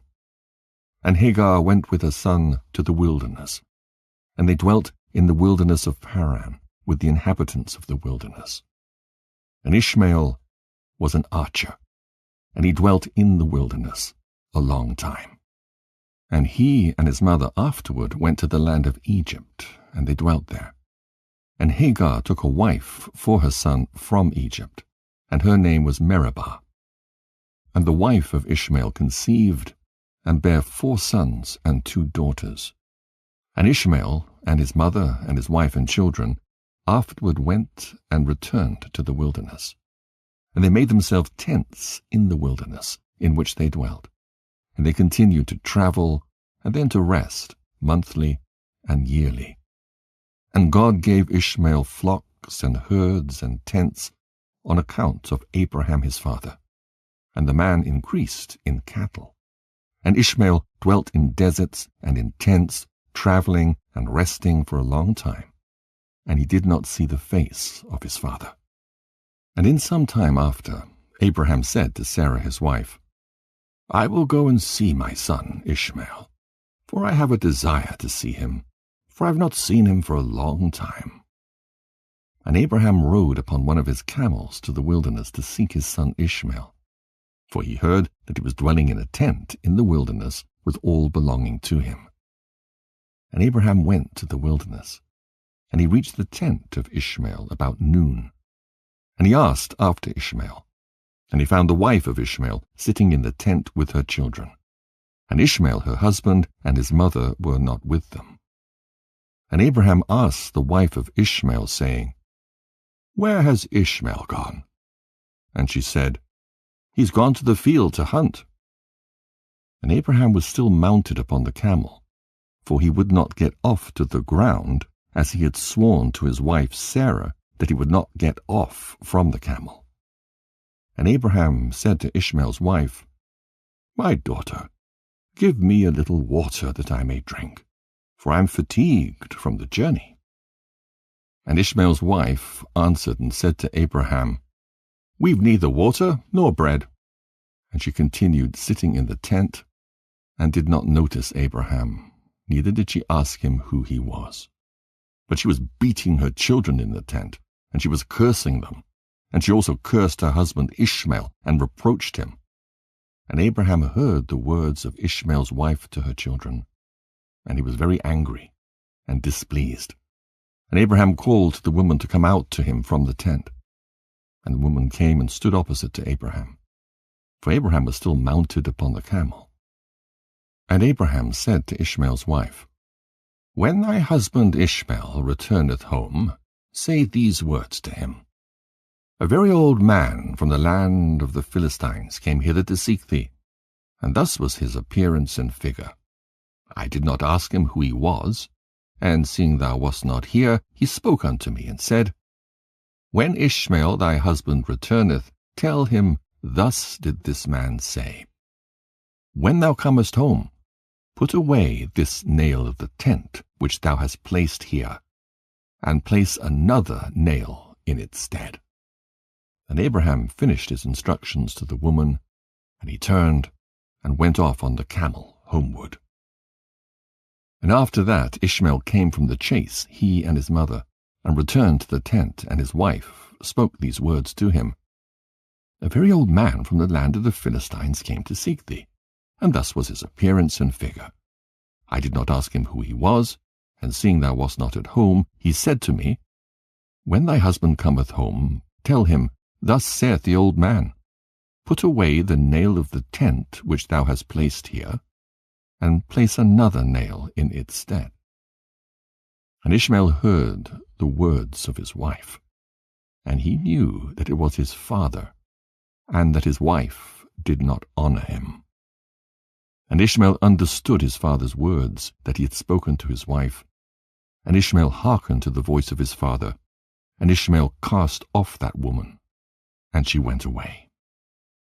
And Ishmael afterward went to the land of Canaan, and he took another wife, and he brought her to his tent to the place where he then dwelt. And at the end of 3 years Abraham said, I will go again and see Ishmael my son, for I have not seen him for a long time. And he rode upon his camel and went to the wilderness, and he reached the tent of Ishmael about noon. And he asked after Ishmael, and his wife came out of the tent, and she said, He is not here, my lord, for he has gone to hunt in the fields and to feed the camels. And the woman said to Abraham, Turn in, my lord, to the tent, and eat a morsel of bread, for thy soul must be wearied on account of the journey. Then Abraham said to her, I will not stop, for I am in haste to continue my journey, but give me a little water to drink, for I have thirst." And the woman hastened and ran to the tent and brought out water and bread to Abraham, which she placed before him, and she urged him to eat. And he ate and drank, and his heart was comforted, and he blessed his son Ishmael. And he finished his meal, and he blessed the Lord. And he said to Ishmael's wife, "When Ishmael cometh home, say these words to him: A very old man from the land of the Philistines came hither, and asked after thee, and thou wast not here. And I brought him out bread and water, and he ate and drank, and his heart was comforted. And he spoke these words to me: When Ishmael, my husband, cometh home, say unto him, The nail of the tent which thou hast is very good. Do not put it away from the tent." And Abraham finished commanding the woman, and he rode off to his home, to the land of the Philistines. And when Ishmael came to his tent, his wife went forth to meet him with joy and a cheerful heart. And she said to him, "An old man came here from the land of the Philistines, and thus was his appearance. And he asked after thee, and thou wast not here. So I brought out bread and water, and he ate and drank, and his heart was comforted. And he spoke these words to me: When Ishmael thy husband cometh home, say to him, The nail of the tent which thou hast is very good. Do not put it away from the tent."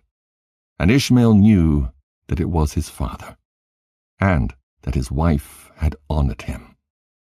And the Lord blessed Ishmael. Jasher, chapter 22. And Ishmael then rose up and took his wife and his children and his cattle and all belonging to him. And he journeyed from there, and he went to his father in the land of the Philistines. And Abraham related to Ishmael his son the transaction with the first wife that Ishmael took, according to what she did. And Ishmael and his children dwelt with Abraham many days in that land. And Abraham dwelt in the land of the Philistines a long time. And the days increased and reached 26 years. And after that Abraham with his servants and all belonging to him went from the land of the Philistines, and removed to a great distance. And they came near to Hebron, and they remained there. And the servants of Abraham dug wells of water, and Abraham and all belonging to him dwelt by the water. And the servants of Abimelech, king of the Philistines, heard the report that Abraham's servants had dug wells of water in the borders of the land. And they came and quarreled with the servants of Abraham, and they robbed them of the great well which they had dug. And Abimelech, king of the Philistines, heard of this affair. And he, with Phicol, the captain of his host, and 20 of his men, came to Abraham. And Abimelech spoke to Abraham concerning his servants. And Abraham rebuked Abimelech concerning the well of which his servants had robbed him. And Abimelech said to Abraham, As the Lord liveth, who created the whole earth, I did not hear of the act which my servants did unto thy servants until this day. And Abraham took 7 ewe lambs, and gave them to Abimelech, saying, Take these, I pray thee, from my hands, that it may be a testimony for me that I dug this well. And Abimelech took the 7 ewe lambs which Abraham had given to him, for he had also given him cattle and herds in abundance. And Abimelech swore to Abraham concerning the well. Therefore he called that well Beersheba, for there they both swore concerning it. And they both made a covenant in Beersheba. And Abimelech rose up with Phicol, the captain of his host, and all his men, and they returned to the land of the Philistines. And Abraham and all belonging to him dwelt in Beersheba, and he was in that land a long time. And Abraham planted a large grove in Beersheba, and he made to it 4 gates, facing the 4 sides of the earth. And he planted a vineyard in it, so that if a traveler came to Abraham, he entered any gate which was in his road, and remained there and ate and drank and satisfied himself, and then departed. For the house of Abraham was always open to the sons of men that passed and repassed, who came daily to eat and drink in the house of Abraham. And any man who had hunger and came to Abraham's house, Abraham would give him bread that he might eat and drink and be satisfied. And any one that came naked to his house, he would clothe with garments as he might choose, and give him silver and gold, and make known to him the Lord who had created him in the earth. Thus did Abraham all his life. And Abraham and his children and all belonging to him dwelt in Beersheba, and he pitched his tent as far as Hebron. And Abraham's brother Nahor and his father and all belonging to them dwelt in Haran, for they did not come with Abraham to the land of Canaan. And children were born to Nahor, which Milcah, the daughter of Haran, and sister to Sarah, Abraham's wife, bare to him. And these are the names of those that were born to him: Uz, Buz, Kemuel, Kesed, Kezo, Pildash, Tidlath, and Bethuel, being 8 sons. These are the children of Milcah, which she bare to Nahor, Abraham's brother. And Nahor had a concubine, and her name was Reumah, and she also bare to Nahor Zebach, Gekash, Tekash, and Maacah, being 4 sons. And the children that were born to Nahor were 12 sons beside his daughters, and they also had children born to them in Haran. And the children of Uz, the firstborn of Nahor, were Abi, Kireth, Gadin, Melis, and Deborah their sister. And the sons of Buz were Berachel, Naamath, Shiva, and Madonu. And the sons of Kemuel were Aram and Rekob. And the sons of Kesed were Anamlech, Mishai, Benon, and Yaphai. And the sons of Kezo were Pildash, Mikai, and Opha. And the sons of Pildash were Arad, Chamum, Mered, and Moloch. And the sons of Tidlath were Mushan, Cushan, and Mutzi. And the children of Bethuel were Sekar, Laban, and their sister Rebekah. These are the families of the children of Nahor that were born to them in Haran. And Aram, the son of Kemuel, and Rekob his brother, went away from Haran, and they found a valley in the land by the river Euphrates. And they built a city there, and they called the name of the city after the name of Pithor, the son of Aram, that is Aram Naharaim, unto this day. And the children of Kesed also went to dwell where they could find a place. And they went and found a valley opposite to the land of Shinar, and they dwelt there.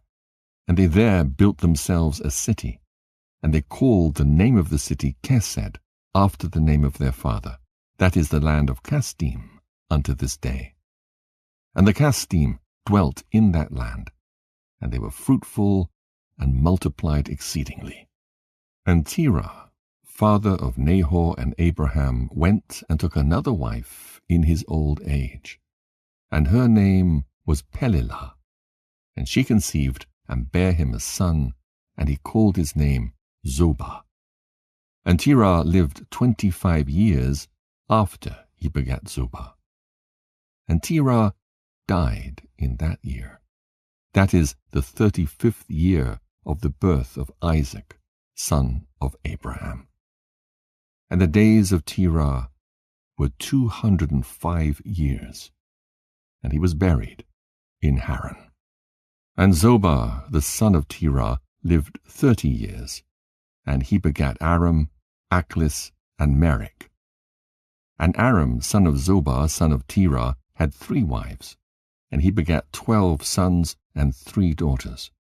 And the Lord gave to Aram, the son of Zobah, riches and possessions and abundance of cattle and flocks and herds, and the man increased greatly. And Aram, the son of Zobah, and his brother, and all his household, journeyed from Haran. And they went to dwell where they should find a place, for their property was too great to remain in Haran, for they could not stop in Haran together with their brethren, the children of Nahor. And Aram the son of Zobah went with his brethren, and they found a valley at a distance toward the eastern country, and they dwelt there. And they also built a city there, and they called the name thereof Aram, after the name of their eldest brother, that is, Aram Zobah, to this day. And Isaac the son of Abraham was growing up in those days. And Abraham his father taught him in the way of the Lord, to know the Lord. And the Lord was with him. And when Isaac was 37 years old, Ishmael his brother was going about with him in the tent. And Ishmael boasted of himself to Isaac, saying, I was 13 years old when the Lord spoke to my father to circumcise us. And I did according to the word of the Lord which he spoke to my father. And I gave my soul unto the Lord, and I did not transgress his word which he commanded my father. And Isaac answered Ishmael, saying, Why dost thou boast to me about this? About a little bit of thy flesh, which thou didst take from thy body, concerning which the Lord commanded thee? As the Lord liveth, the God of my father Abraham, if the Lord should say unto my father, Take now thy son Isaac, and bring him up an offering before me, I would not refrain, but I would joyfully accede to it. And the Lord heard the word that Isaac spoke to Ishmael, and it seemed good in the sight of the Lord. And he thought to try Abraham in this matter. And the day arrived when the sons of God came and placed themselves before the Lord. And Satan also came with the sons of God before the Lord. And the Lord said unto Satan, Whence comest thou? And Satan answered the Lord and said, From going to and fro in the earth, and from walking up and down in it. The Lord said to Satan, What is thy word to me concerning all the children of the earth? And Satan answered the Lord and said, I have seen all the children of the earth who serve thee, and remember thee when they require anything from thee. And when thou givest them the thing which they require from thee, they sit at their ease, and forsake thee, and they remember thee no more. Hast thou seen Abraham, the son of Terah, who had first no children, and he served thee, and erected altars to thee wherever he came? And he brought up offerings upon them, and he proclaimed thy name continually to all the children of the earth. And now that his son Isaac is born to him, he has forsaken thee. He has made a great feast for all the inhabitants of the land, and the Lord he has forgotten. For amidst all that he has done, he brought thee no offering, neither burnt offering, nor peace offering, neither ox, lamb, nor goat, of all that he killed on the day that his son was weaned. Even from the time of his son's birth till now, being 37 years, he built no altar before thee, nor brought any offering to thee. For he saw that thou didst give what he requested before thee, and he therefore forsook thee. And the Lord said to Satan, Hast thou thus considered my servant Abraham? For there is none like him upon earth, a perfect and an upright man before me, one that feareth God and avoideth evil. As I live, were I to say to him, Bring up Isaac thy son before me, he would not withhold him from me. Much more, if I told him to bring up a burnt offering before me, from his flocks or herd. And the Lord said to Satan, Hast thou thus considered my servant Abraham? For there is none like him upon earth, a perfect and an upright man before me, one that feareth God and avoideth evil. As I live, were I to say to him, Bring up Isaac thy son before me, he would not withhold him from me, much more if I had told him to bring up a burnt offering before me from his flock or herds. And Satan answered the Lord and said, Speak then now unto Abraham as thou hast said, and thou wilt see whether he will not this day transgress and cast aside thy words. Jasher, chapter 23. At that time the word of the Lord came to Abraham, and he said unto him, Abraham. And he said, Here I am. And he said to him, Take now thy son, thine only son, whom thou lovest, even Isaac, and go to the land of Moriah, and offer him there for a burnt offering upon one of the mountains which shall be shown to thee. For there wilt thou see a cloud and the glory of the Lord. And Abraham said within himself, How shall I separate my son Isaac from Sarah his mother, in order to bring him up for a burnt offering before the Lord? And Abraham came into the tent, and he sat before Sarah his wife, and he spoke these words to her. My son Isaac has grown up, and he has not for some time studied the service of his God. Now tomorrow I will go and bring him to Shem. And Abraham came into the tent, and he sat before Sarah his wife, and he spoke these words to her. My son Isaac has grown up, and he has not for some time studied the service of his God. Now tomorrow I will go and bring him to Shem and Eber his son, and there he will learn the ways of the Lord. For they will teach him to know the Lord, as well as to know that when he prayeth continually before the Lord, he will answer him. Therefore there he will know the way of serving the Lord his God. And Sarah said, Thou hast spoken well. Go, my lord, and do unto him as thou hast said. But remove him not at a great distance from me, neither let him remain there too long, for my soul is bound within his soul. And Abraham said unto Sarah, My daughter, let us pray to the Lord our God, that he may do good with us. And Sarah took her son Isaac, and he abode all that night with her, and she kissed and embraced him, and gave him instructions till morning. And she said to him, O my son, how can my soul separate itself from thee? And she still kissed and embraced him, and she gave Abraham instructions concerning him. And Sarah said to Abraham, O my lord, I pray thee take heed of thy son, and place thine eyes over him, for I have no other son nor daughter but him. O forsake him not. If he be hungry, give him bread, and if he be thirsty, give him water to drink. Do not let him go on foot, neither let him sit in the sun. Neither let him go by himself on the road, neither force him from whatever he may desire, but do unto him as he may say to thee. And Sarah wept bitterly the whole night on account of Isaac, and she gave him instructions till morning. And in the morning Sarah selected a very fine and beautiful garment from those garments which she had in the house that Abimelech had given to her. And she dressed Isaac her son therewith, and she put a turban upon his head, and she enclosed a precious stone in the top of the turban. And she gave them provision for the road, and they went forth. And Isaac went with his father Abraham, and some of their servants accompanied them to see them off the road. And Sarah went out with them, and she accompanied them upon the road to see them off. And they said to her, Return to the tent. And when Sarah heard the words of her son Isaac, she wept bitterly. And Abraham her husband wept with her, and their son wept with them a great weeping. Also those who went with them wept greatly.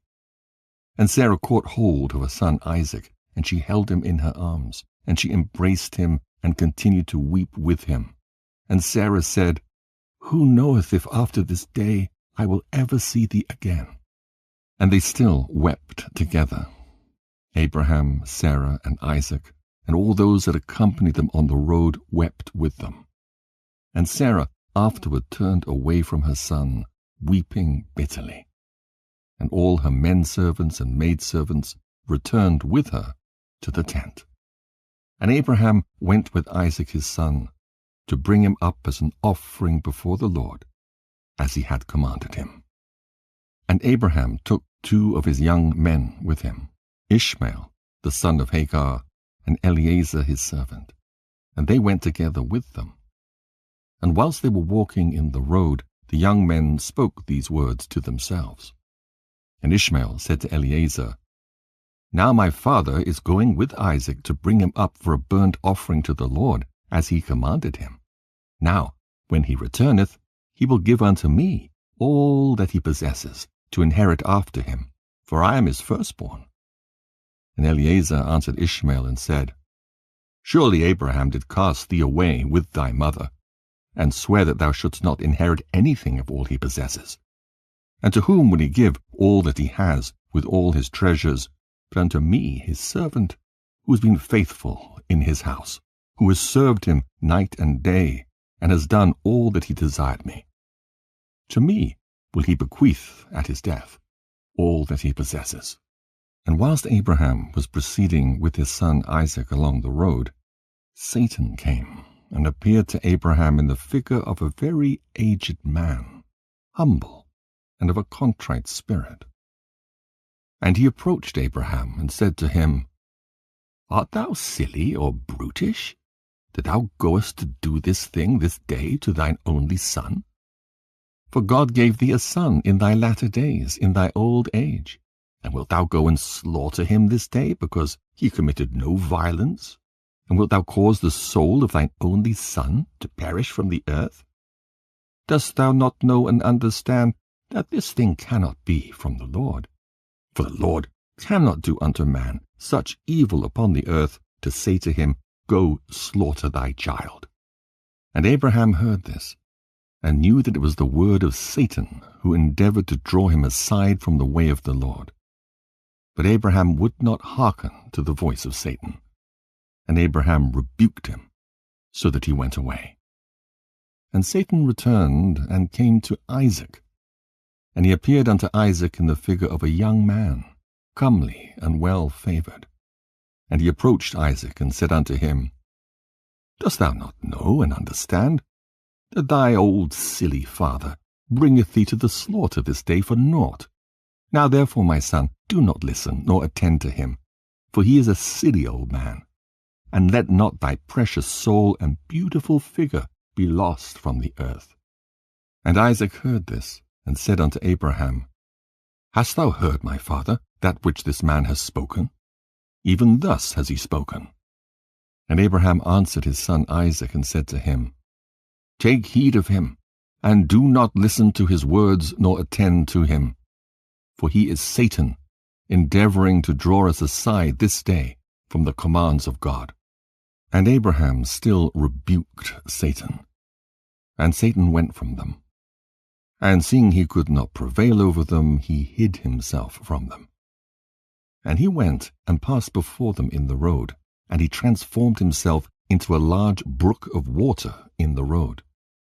And Abraham and Isaac and his 2 young men reached that place, and they saw a brook, large and powerful as the mighty waters.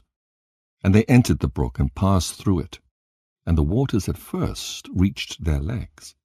And they went deeper in the brook, and the water reached up to their necks. And they were all terrified on account of the water. And whilst they were going over the brook, Abraham recognized that place.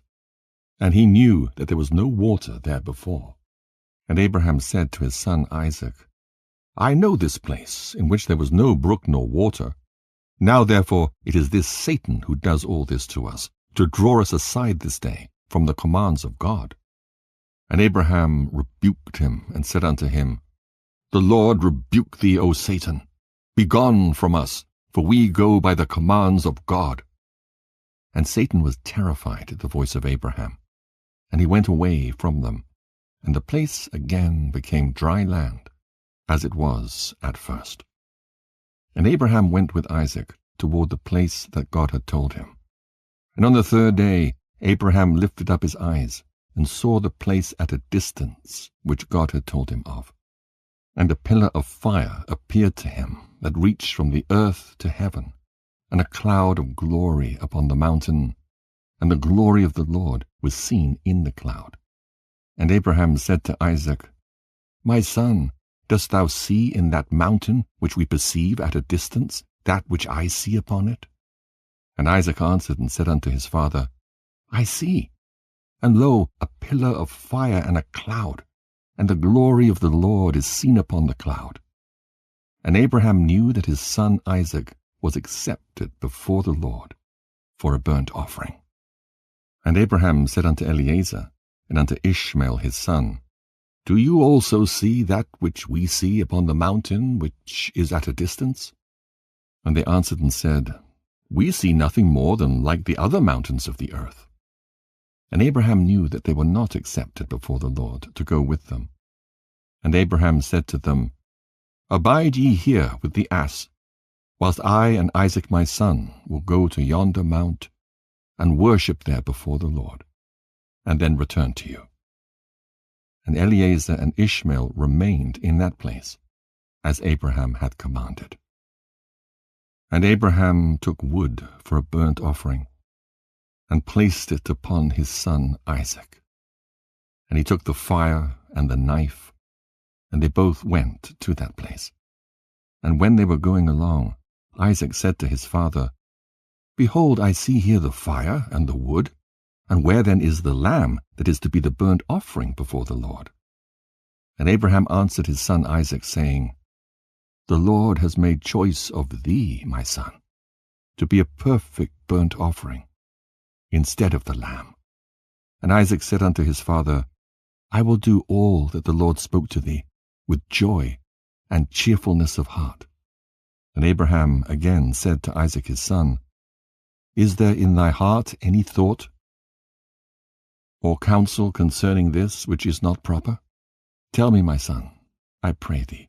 O my son, conceal it not from me." And Isaac answered his father Abraham, and said unto him, "O my father, as the Lord liveth, and as thy soul liveth, there is nothing in my heart to cause me to deviate, either to the right or to the left, from the word that he has spoken to thee.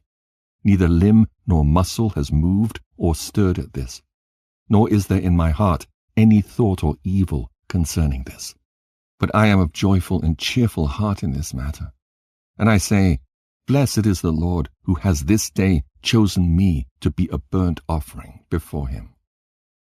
And Abraham greatly rejoiced at the words of Isaac. And they went on and came together to that place that the Lord had spoken of. And Abraham approached to build the altar in that place. And Abraham was weeping, and Isaac took stones and mortar till they had finished building the altar. And Abraham took the wood and placed it in order upon the altar which he had built. And he took his son Isaac, and bound him in order to place him upon the wood which was upon the altar, to slay him for a burnt offering before the Lord. And Isaac said to his father, "Bind me securely, and then place me upon the altar, lest I should turn and move, and break loose from the force of the knife upon my flesh, and therefore profane the burnt offering." And Abraham did so. And Isaac still said to his father, "O my father, when thou shalt have slain me, and burnt me for an offering, take with thee that which shall remain of my ashes to bring to Sarah my mother, and say to her, This is the sweet-smelling savour of Isaac. But do not tell her this if she should sit near a well or upon any high place, lest she should cast her soul after me, and die." And Abraham heard the words of Isaac, and he lifted up his voice and wept when Isaac spake these words. And Abraham's tears gushed down upon Isaac his son. And Isaac wept bitterly. And he said to his father, "Hasten thou, O my father, and do with me the will of the Lord our God, as he has commanded thee." And the hearts of Abraham and Isaac rejoiced at this thing which the Lord had commanded them. But the eye wept bitterly, whilst the heart rejoiced. And Abraham bound his son Isaac, and placed him on the altar upon the wood. And Isaac stretched forth his neck upon the altar before his father. And Abraham stretched forth his hand to take the knife to slay his son as a burnt offering before the Lord. At that time angels of mercy came before the Lord, and spake to him concerning Isaac, saying, "O Lord, thou art a merciful and compassionate King over all that thou hast created in heaven and in earth, and thou supportest them all. Give, therefore, ransom and redemption instead of thy servant Isaac, and pity and have compassion upon Abraham and Isaac his son, who are this day performing thy commands. Hast thou seen, O Lord, how Isaac the son of Abraham thy servant is bound down to the slaughter like an animal. Now therefore let thy pity be roused for them, O Lord. At that time the Lord appeared unto Abraham, and called to him from heaven, and said unto him, Lay not thine hand upon the lad, neither do thou anything unto him. For now I know that thou fearest God in performing this act, and in not withholding thy son, thine only son, from me. And Abraham lifted up his eyes and saw, and behold, a ram was caught in a thicket by his horns. That was the ram which the Lord had created in the earth in the day that he made earth and heaven. For the Lord had prepared this ram from that day to be a burnt offering instead of Isaac. And this ram was advancing to Abraham when Satan caught hold of him and entangled his horns in the thicket, that he might not advance to Abraham, in order that Abraham might slay his son. And Abraham, seeing the ram advancing to him, and Satan withholding him, fetched him, and brought him before the altar. And he loosened his son Isaac from his binding, and he put the ram in his stead. And Abraham killed the ram upon the altar, and brought it up as an offering in the place of his son Isaac. And Abraham sprinkled some of the blood of the ram upon the altar, and he exclaimed and said, This is in the place of my son, and may this be considered this day as the blood of my son before the Lord. And all that Abraham did on this occasion by the altar he would exclaim and say, This is in the room of my son, and may it this day be considered before the Lord in the place of my son. And Abraham finished the whole of the service by the altar. And the service was accepted before the Lord, and was accounted as if it had been Isaac. And the Lord blessed Abraham and his seed on that day. And Satan went to Sarah, and he appeared to her in the figure of an old man, very humble and meek. And Abraham was yet engaged in the burnt offering before the Lord.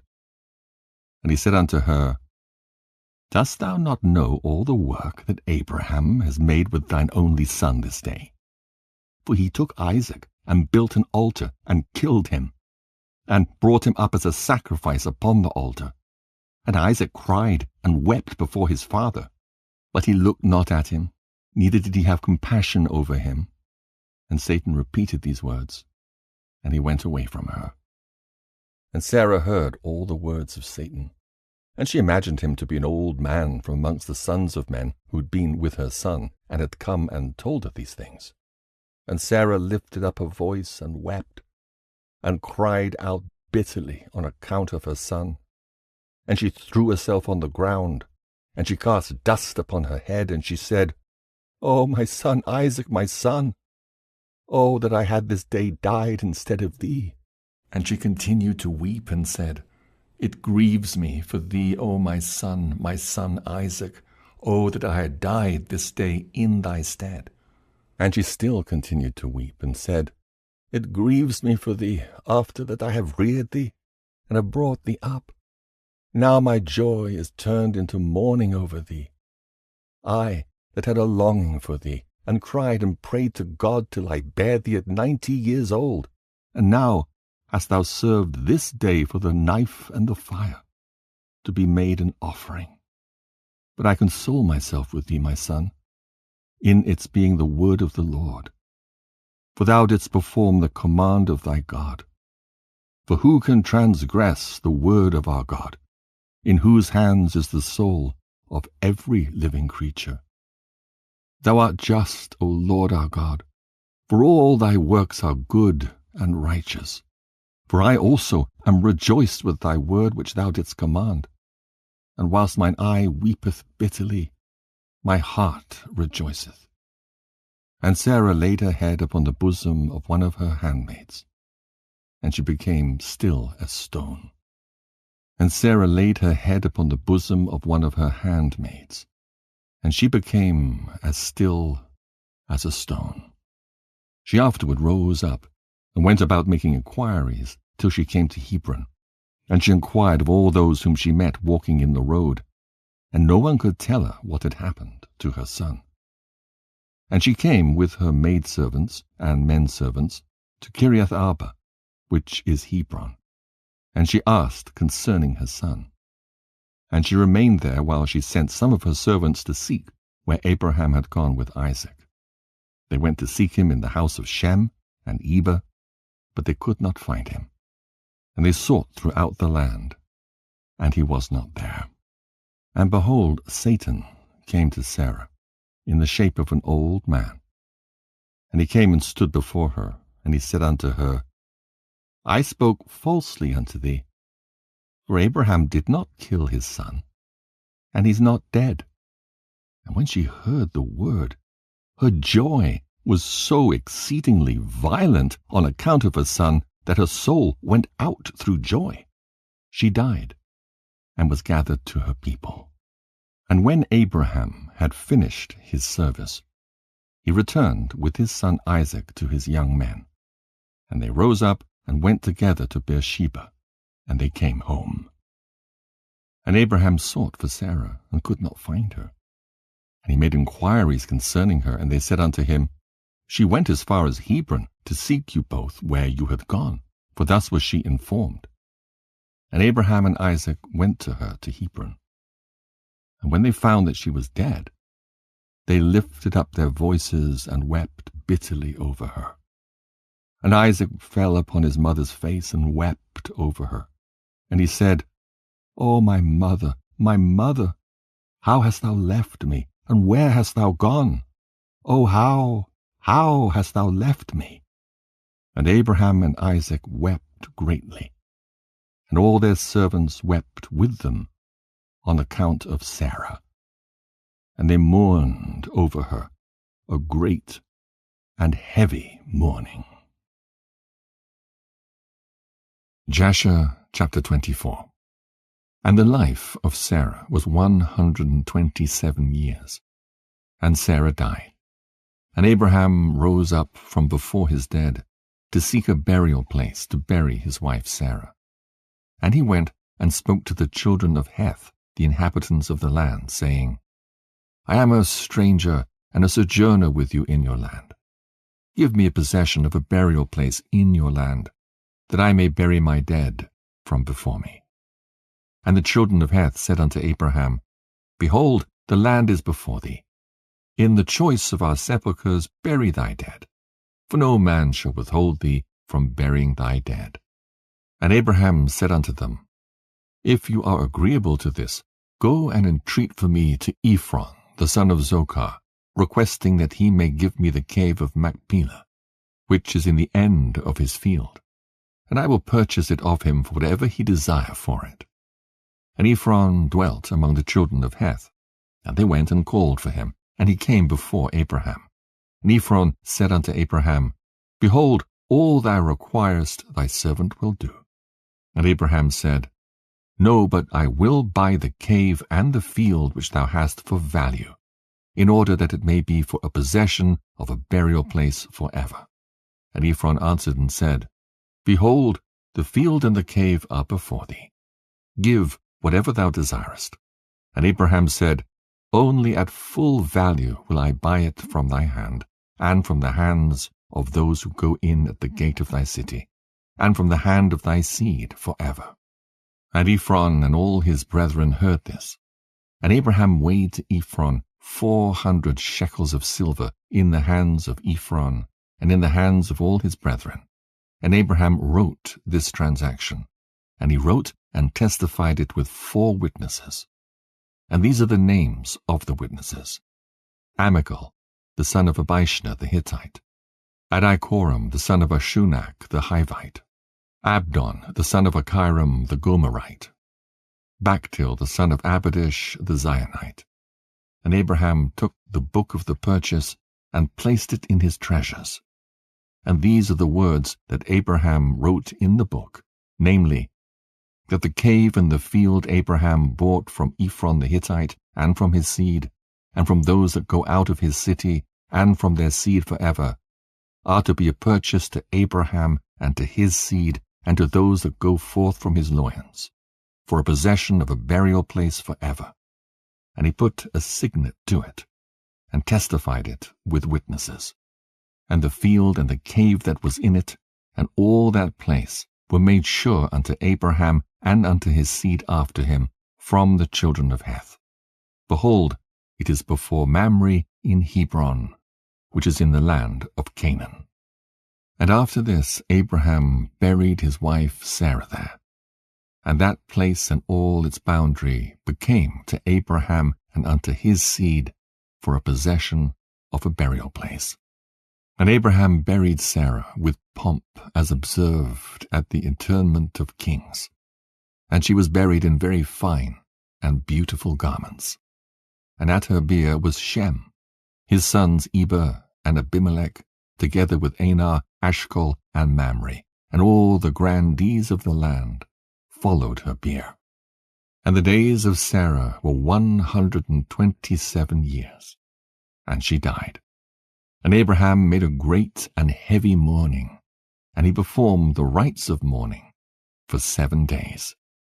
And all the inhabitants of the land comforted Abraham and Isaac his son on account of Sarah. And when the days of their mourning passed by, Abraham sent away his son, and he went to the house of Shem and Eber to learn the ways of the Lord and his instructions. And Abraham remained there 3 years. At that time Abraham rose up with all his servants, and they went and returned homeward to Beersheba. And Abraham and all his servants remained in Beersheba. And at the revolution of the year, Abimelech, king of the Philistines, died in that year. He was 193 years old at his death. And Abraham went with his people to the land of the Philistines, and they comforted the whole household and all his servants. And he then turned and went home.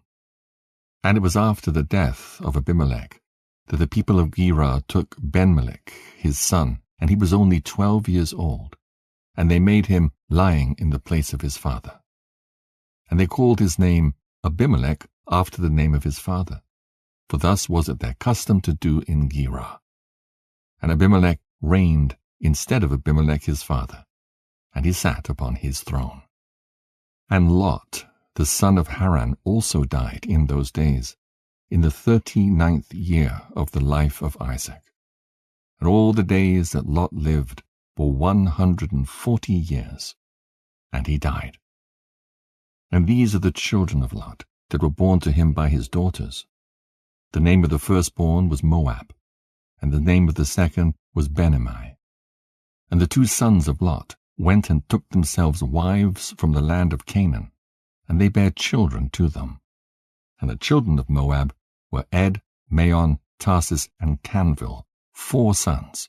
These are fathers to the children of Moab unto this day. And all the families of the children of Lot went to dwell wherever they should light upon, for they were fruitful and increased abundantly. And they went and built themselves cities in the land where they dwelt, and they called the names of the cities which they built after their own names. And Nahor, the son of Terah, brother to Abraham, died in those days, in the 40th year of the life of Isaac. And all the days of Nahor were 172 years, and he died and was buried in Haran. And when Abraham heard that his brother was dead, he grieved sadly, and he mourned over his brother many days. And Abraham called for Eliezer his head servant, to give him orders concerning his house. And he came and stood before him. And Abraham said to him, Behold, I am old. I do not know the day of my death, for I am advanced in days.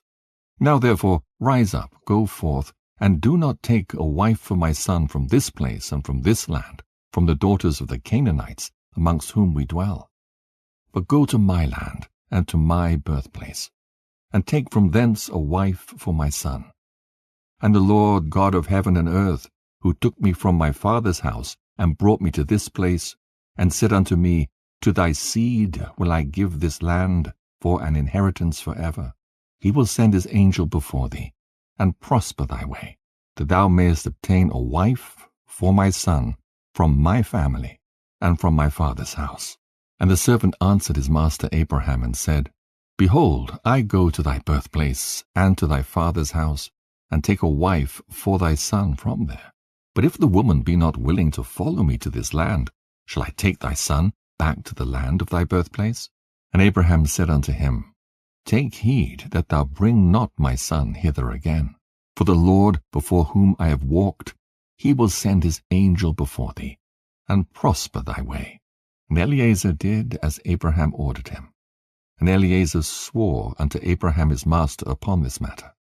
And Eliezer rose up, and took 10 camels of the camels of his master, and 10 men from his master's servants with him.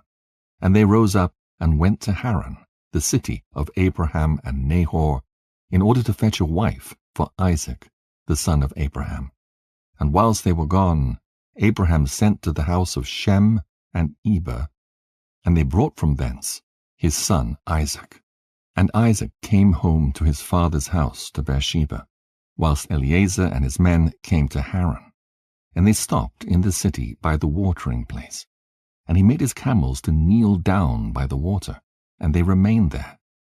And Eliezer, Abraham's servant, prayed and said, O God of Abraham my master, send me, I pray thee, good speed this day, and show kindness unto my master, that thou shalt appoint this day a wife for my master's son from his family. And the Lord hearkened to the voice of Eliezer, for the sake of his servant Abraham. And he happened to meet with the daughter of Bethuel, the son of Milcah, the wife of Nahor, brother to Abraham, and Eliezer came to her house. And Eliezer related to them all his concerns, and that he was Abraham's servant, and they greatly rejoiced at him. And they all blessed the Lord who brought this thing about. And they gave him Rebekah, the daughter of Bethuel, for a wife for Isaac. And the young woman was of very comely appearance. She was a virgin. And Rebekah was 10 years old in those days. And Bethuel and Laban and his children made a feast on that night. And Eliezer and his men came and ate and drank, and rejoiced there on that night. And Eliezer rose up in the morning, he and the men that were with him, and he called to the whole house of Bethuel, saying, Send me away, that I may go to my master. And they rose up and sent away Rebekah and her nurse Deborah, the daughter of Uz. And they gave her silver and gold, menservants and maidservants, and they blessed her. And they sent Eliezer away with his men. And the servants took Rebekah, and he went and returned to his master, to the land of Canaan. And Isaac took Rebekah, and she became his wife, and he brought her into the tent. And Isaac was 40 years old when he took Rebekah, the daughter of his uncle Bethuel, for a wife. Jasher chapter 25. And it was at that time Abraham again took a wife in his old age, and her name was Keturah from the land of Canaan. And she bare unto him Zimran, Jokshan, Medan, Midian, Ishbak, and Shuach, being 6 sons. And the children of Zimran were Abian, Molech, and Narim. And the sons of Jokshan were Sheba and Dedan. And the sons of Medan were Amida, Joab, Gokai, Elisha, and Nothak. And the sons of Midian were Ephah, Epher, Canok, Abida, and Eldaah. And the sons of Ishbak were Machiro, Beodur, and Tator. And the sons of Shuach were Bildad, Mamdad, Munan, and Meban. All these are the families of the children of Keturah the Canaanitish woman, which she bare unto Abraham the Hebrew. And Abraham sent all these away, and he gave them gifts. And they went away from his son Isaac to dwell wherever they should find a place. And all these went to the mountain at the east, and they built themselves 6 cities, in which they dwelt unto this day. And the children of Sheba and Dedan, children of Jokshan with their children, did not dwell with their brethren in their cities, and they journeyed and encamped in the countries and wildernesses unto this day. And the children of Midian, son of Abraham, went to the east of the land of Cush, and they there found a large valley in the eastern country. And they remained there, and built a city, and they dwelt therein. That is the land of Midian unto this day. And Midian dwelt in the city which he built, he and his 5 sons, and all belonging to him. And these are the names of the sons of Midian, according to their names in their cities: Ephah, Epher, Canok, Abida, and Eldaah. And the sons of Ephah were Methach, Meshah, Avi, and Sanua. And the sons of Epher were Ephron, Zur, Eliron, and Medan.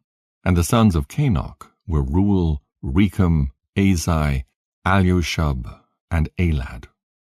And the sons of Abida were Ker, Melad, Keruri, Mulkai. And the sons of Eldaah were Micah and Reba, and Melchiah and Gabal. These are the names of the Midianites according to their families. And afterward the families of Midian spread throughout the land of Midian. And these are the generations of Ishmael, the son of Abraham, whom Hagar, Sarah's handmaid, bare unto Abraham. And Abraham took a wife from the land of Egypt, and her name was Ribah, the same is Meribah. And Ribah bare unto Ishmael Nebaioth, Kedah, Adbeel, Mibsam, and their sister Bosmath. And Ishmael cast away his wife Ribah, and she went from him and returned to Egypt to the house of her father, and she dwelt there, for she had been very bad in the sight of Ishmael, and in the sight of his father Abraham. And Ishmael afterward took a wife from the land of Canaan, and her name was Malkuth, and she bare unto him Nishma, Duma, Mesa, Kedad, Tema, Yetur, Naphish, and Kedma. These are the sons of Ishmael, and these are their names, being 12 princes according to their nations. And the families of Ishmael afterwards spread forth, and Ishmael took his children and all the property that he had gained, together with the souls of his household and all belonging to him. And they went to dwell where they should find a place. And they went and dwelt near the wilderness of Paran, and their dwelling was from Havilah unto Shur, that is before Egypt, as thou comest toward Assyria. And Ishmael and his sons dwelt in the land, and they had children born to them, and they were fruitful and increased abundantly. And these are the names of the sons of Nebaioth, the firstborn of Ishmael: Mend, Send, Maon. And the sons of Kedah were Alion, Kezem, Kamad, and Eli. And the sons of Adbeel were Kamid and Jabin.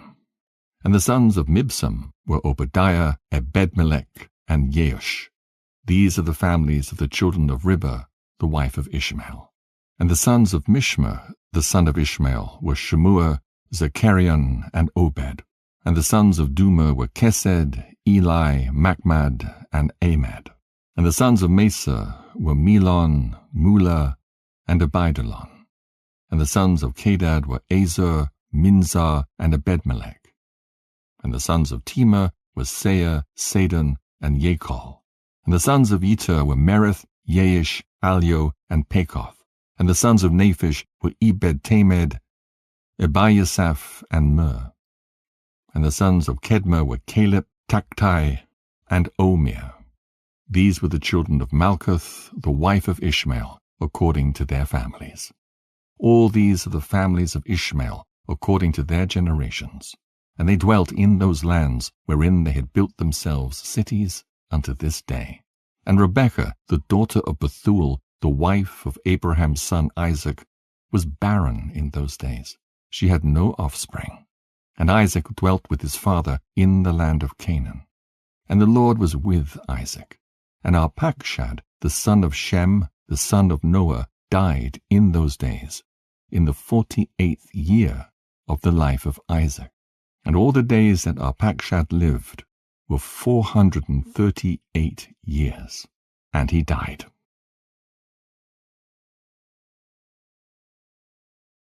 Jasher chapter 26. And in the 59th year of the life of Isaac the son of Abraham, Rebekah his wife was still barren in those days. And Rebekah said unto Isaac, Truly I have heard, my lord, that thy mother Sarah was barren in her days, until my lord Abraham thy father prayed for her, and she conceived by him. Now therefore stand up, pray thou also to God, and he will hear thy prayer, and remember us through his mercies. And Isaac answered his wife Rebekah, saying, Abraham has already prayed for me to God to multiply his seed. Now therefore this barrenness must proceed to us from thee. And Rebekah said unto him, But arise now thou also and pray, that the Lord may hear thy prayer and grant me children. And Isaac hearkened to the words of his wife. And Isaac and his wife rose up and went to the land of Moriah to pray there and to seek the Lord. And when they had reached that place, Isaac stood up and prayed to the Lord on account of his wife, because she was barren. And Isaac said, O Lord God of heaven and earth, whose goodness and mercies fill the earth, thou who didst take my father from his father's house and from his birthplace, and didst bring him into this land, and didst say unto him, To thy seed will I give the land, and thou didst promise him, and didst declare unto him, I will multiply thy seed as the stars of heaven, and as the sand of the sea. Now may thy words be verified, which thou didst speak unto my father. For thou art the Lord our God. Our eyes are toward thee to give us seed of men, as thou didst promise us.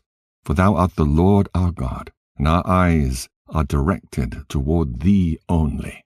And the Lord heard the prayer of Isaac, the son of Abraham, and the Lord was entreated of him.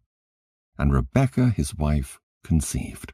And in about 7 months after the children struggled together within her, and it pained her greatly that she was wearied on account of them. And she said to all the women who were then in the land, Did such a thing happen to you as it has to me? And they said unto her, No. And she said unto them, Why am I alone in this amongst all the women that were upon earth? And she went to the land of Moriah to seek the Lord on account of this. And she went to Shem and Eber his son to make inquiries of them in this matter, and that they should seek the Lord in this thing respecting her. And she also asked Abraham to seek and inquire of the Lord about all that had befallen her. And they all inquired of the Lord concerning this matter, and they brought her word from the Lord, and told her, 2 children are in thy womb, and 2 nations shall rise from them, and one nation shall be stronger than the other, and the greater shall serve the younger. And when her days to be delivered were completed, she knelt down, and behold, there were twins in her womb, as the Lord had spoken to her. And the first came out red all over like a hairy garment, and all the people of the land called his name Esau, saying that this one was made complete from the womb. And after that came his brother, and his hand took hold of Esau's heel. Therefore they called his name Jacob.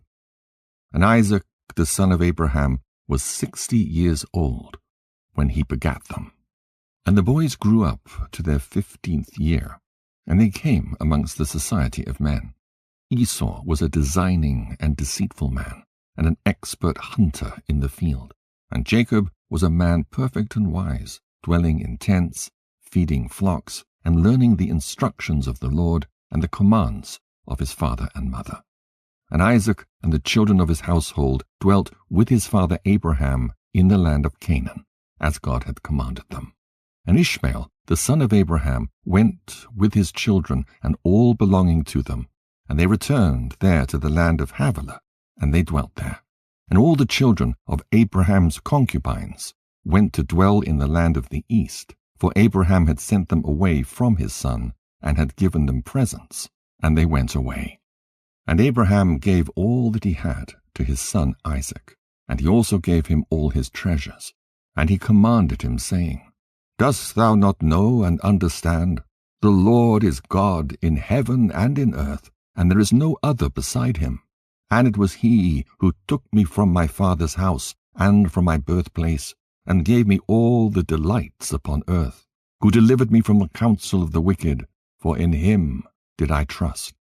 And he brought me to this place, and he delivered me from Ur-Kasdim, and he said unto me, To thy seed will I give all these lands, and they shall inherit them when they keep my commandments, my statutes, and my judgments that I have commanded thee, and which I shall command them.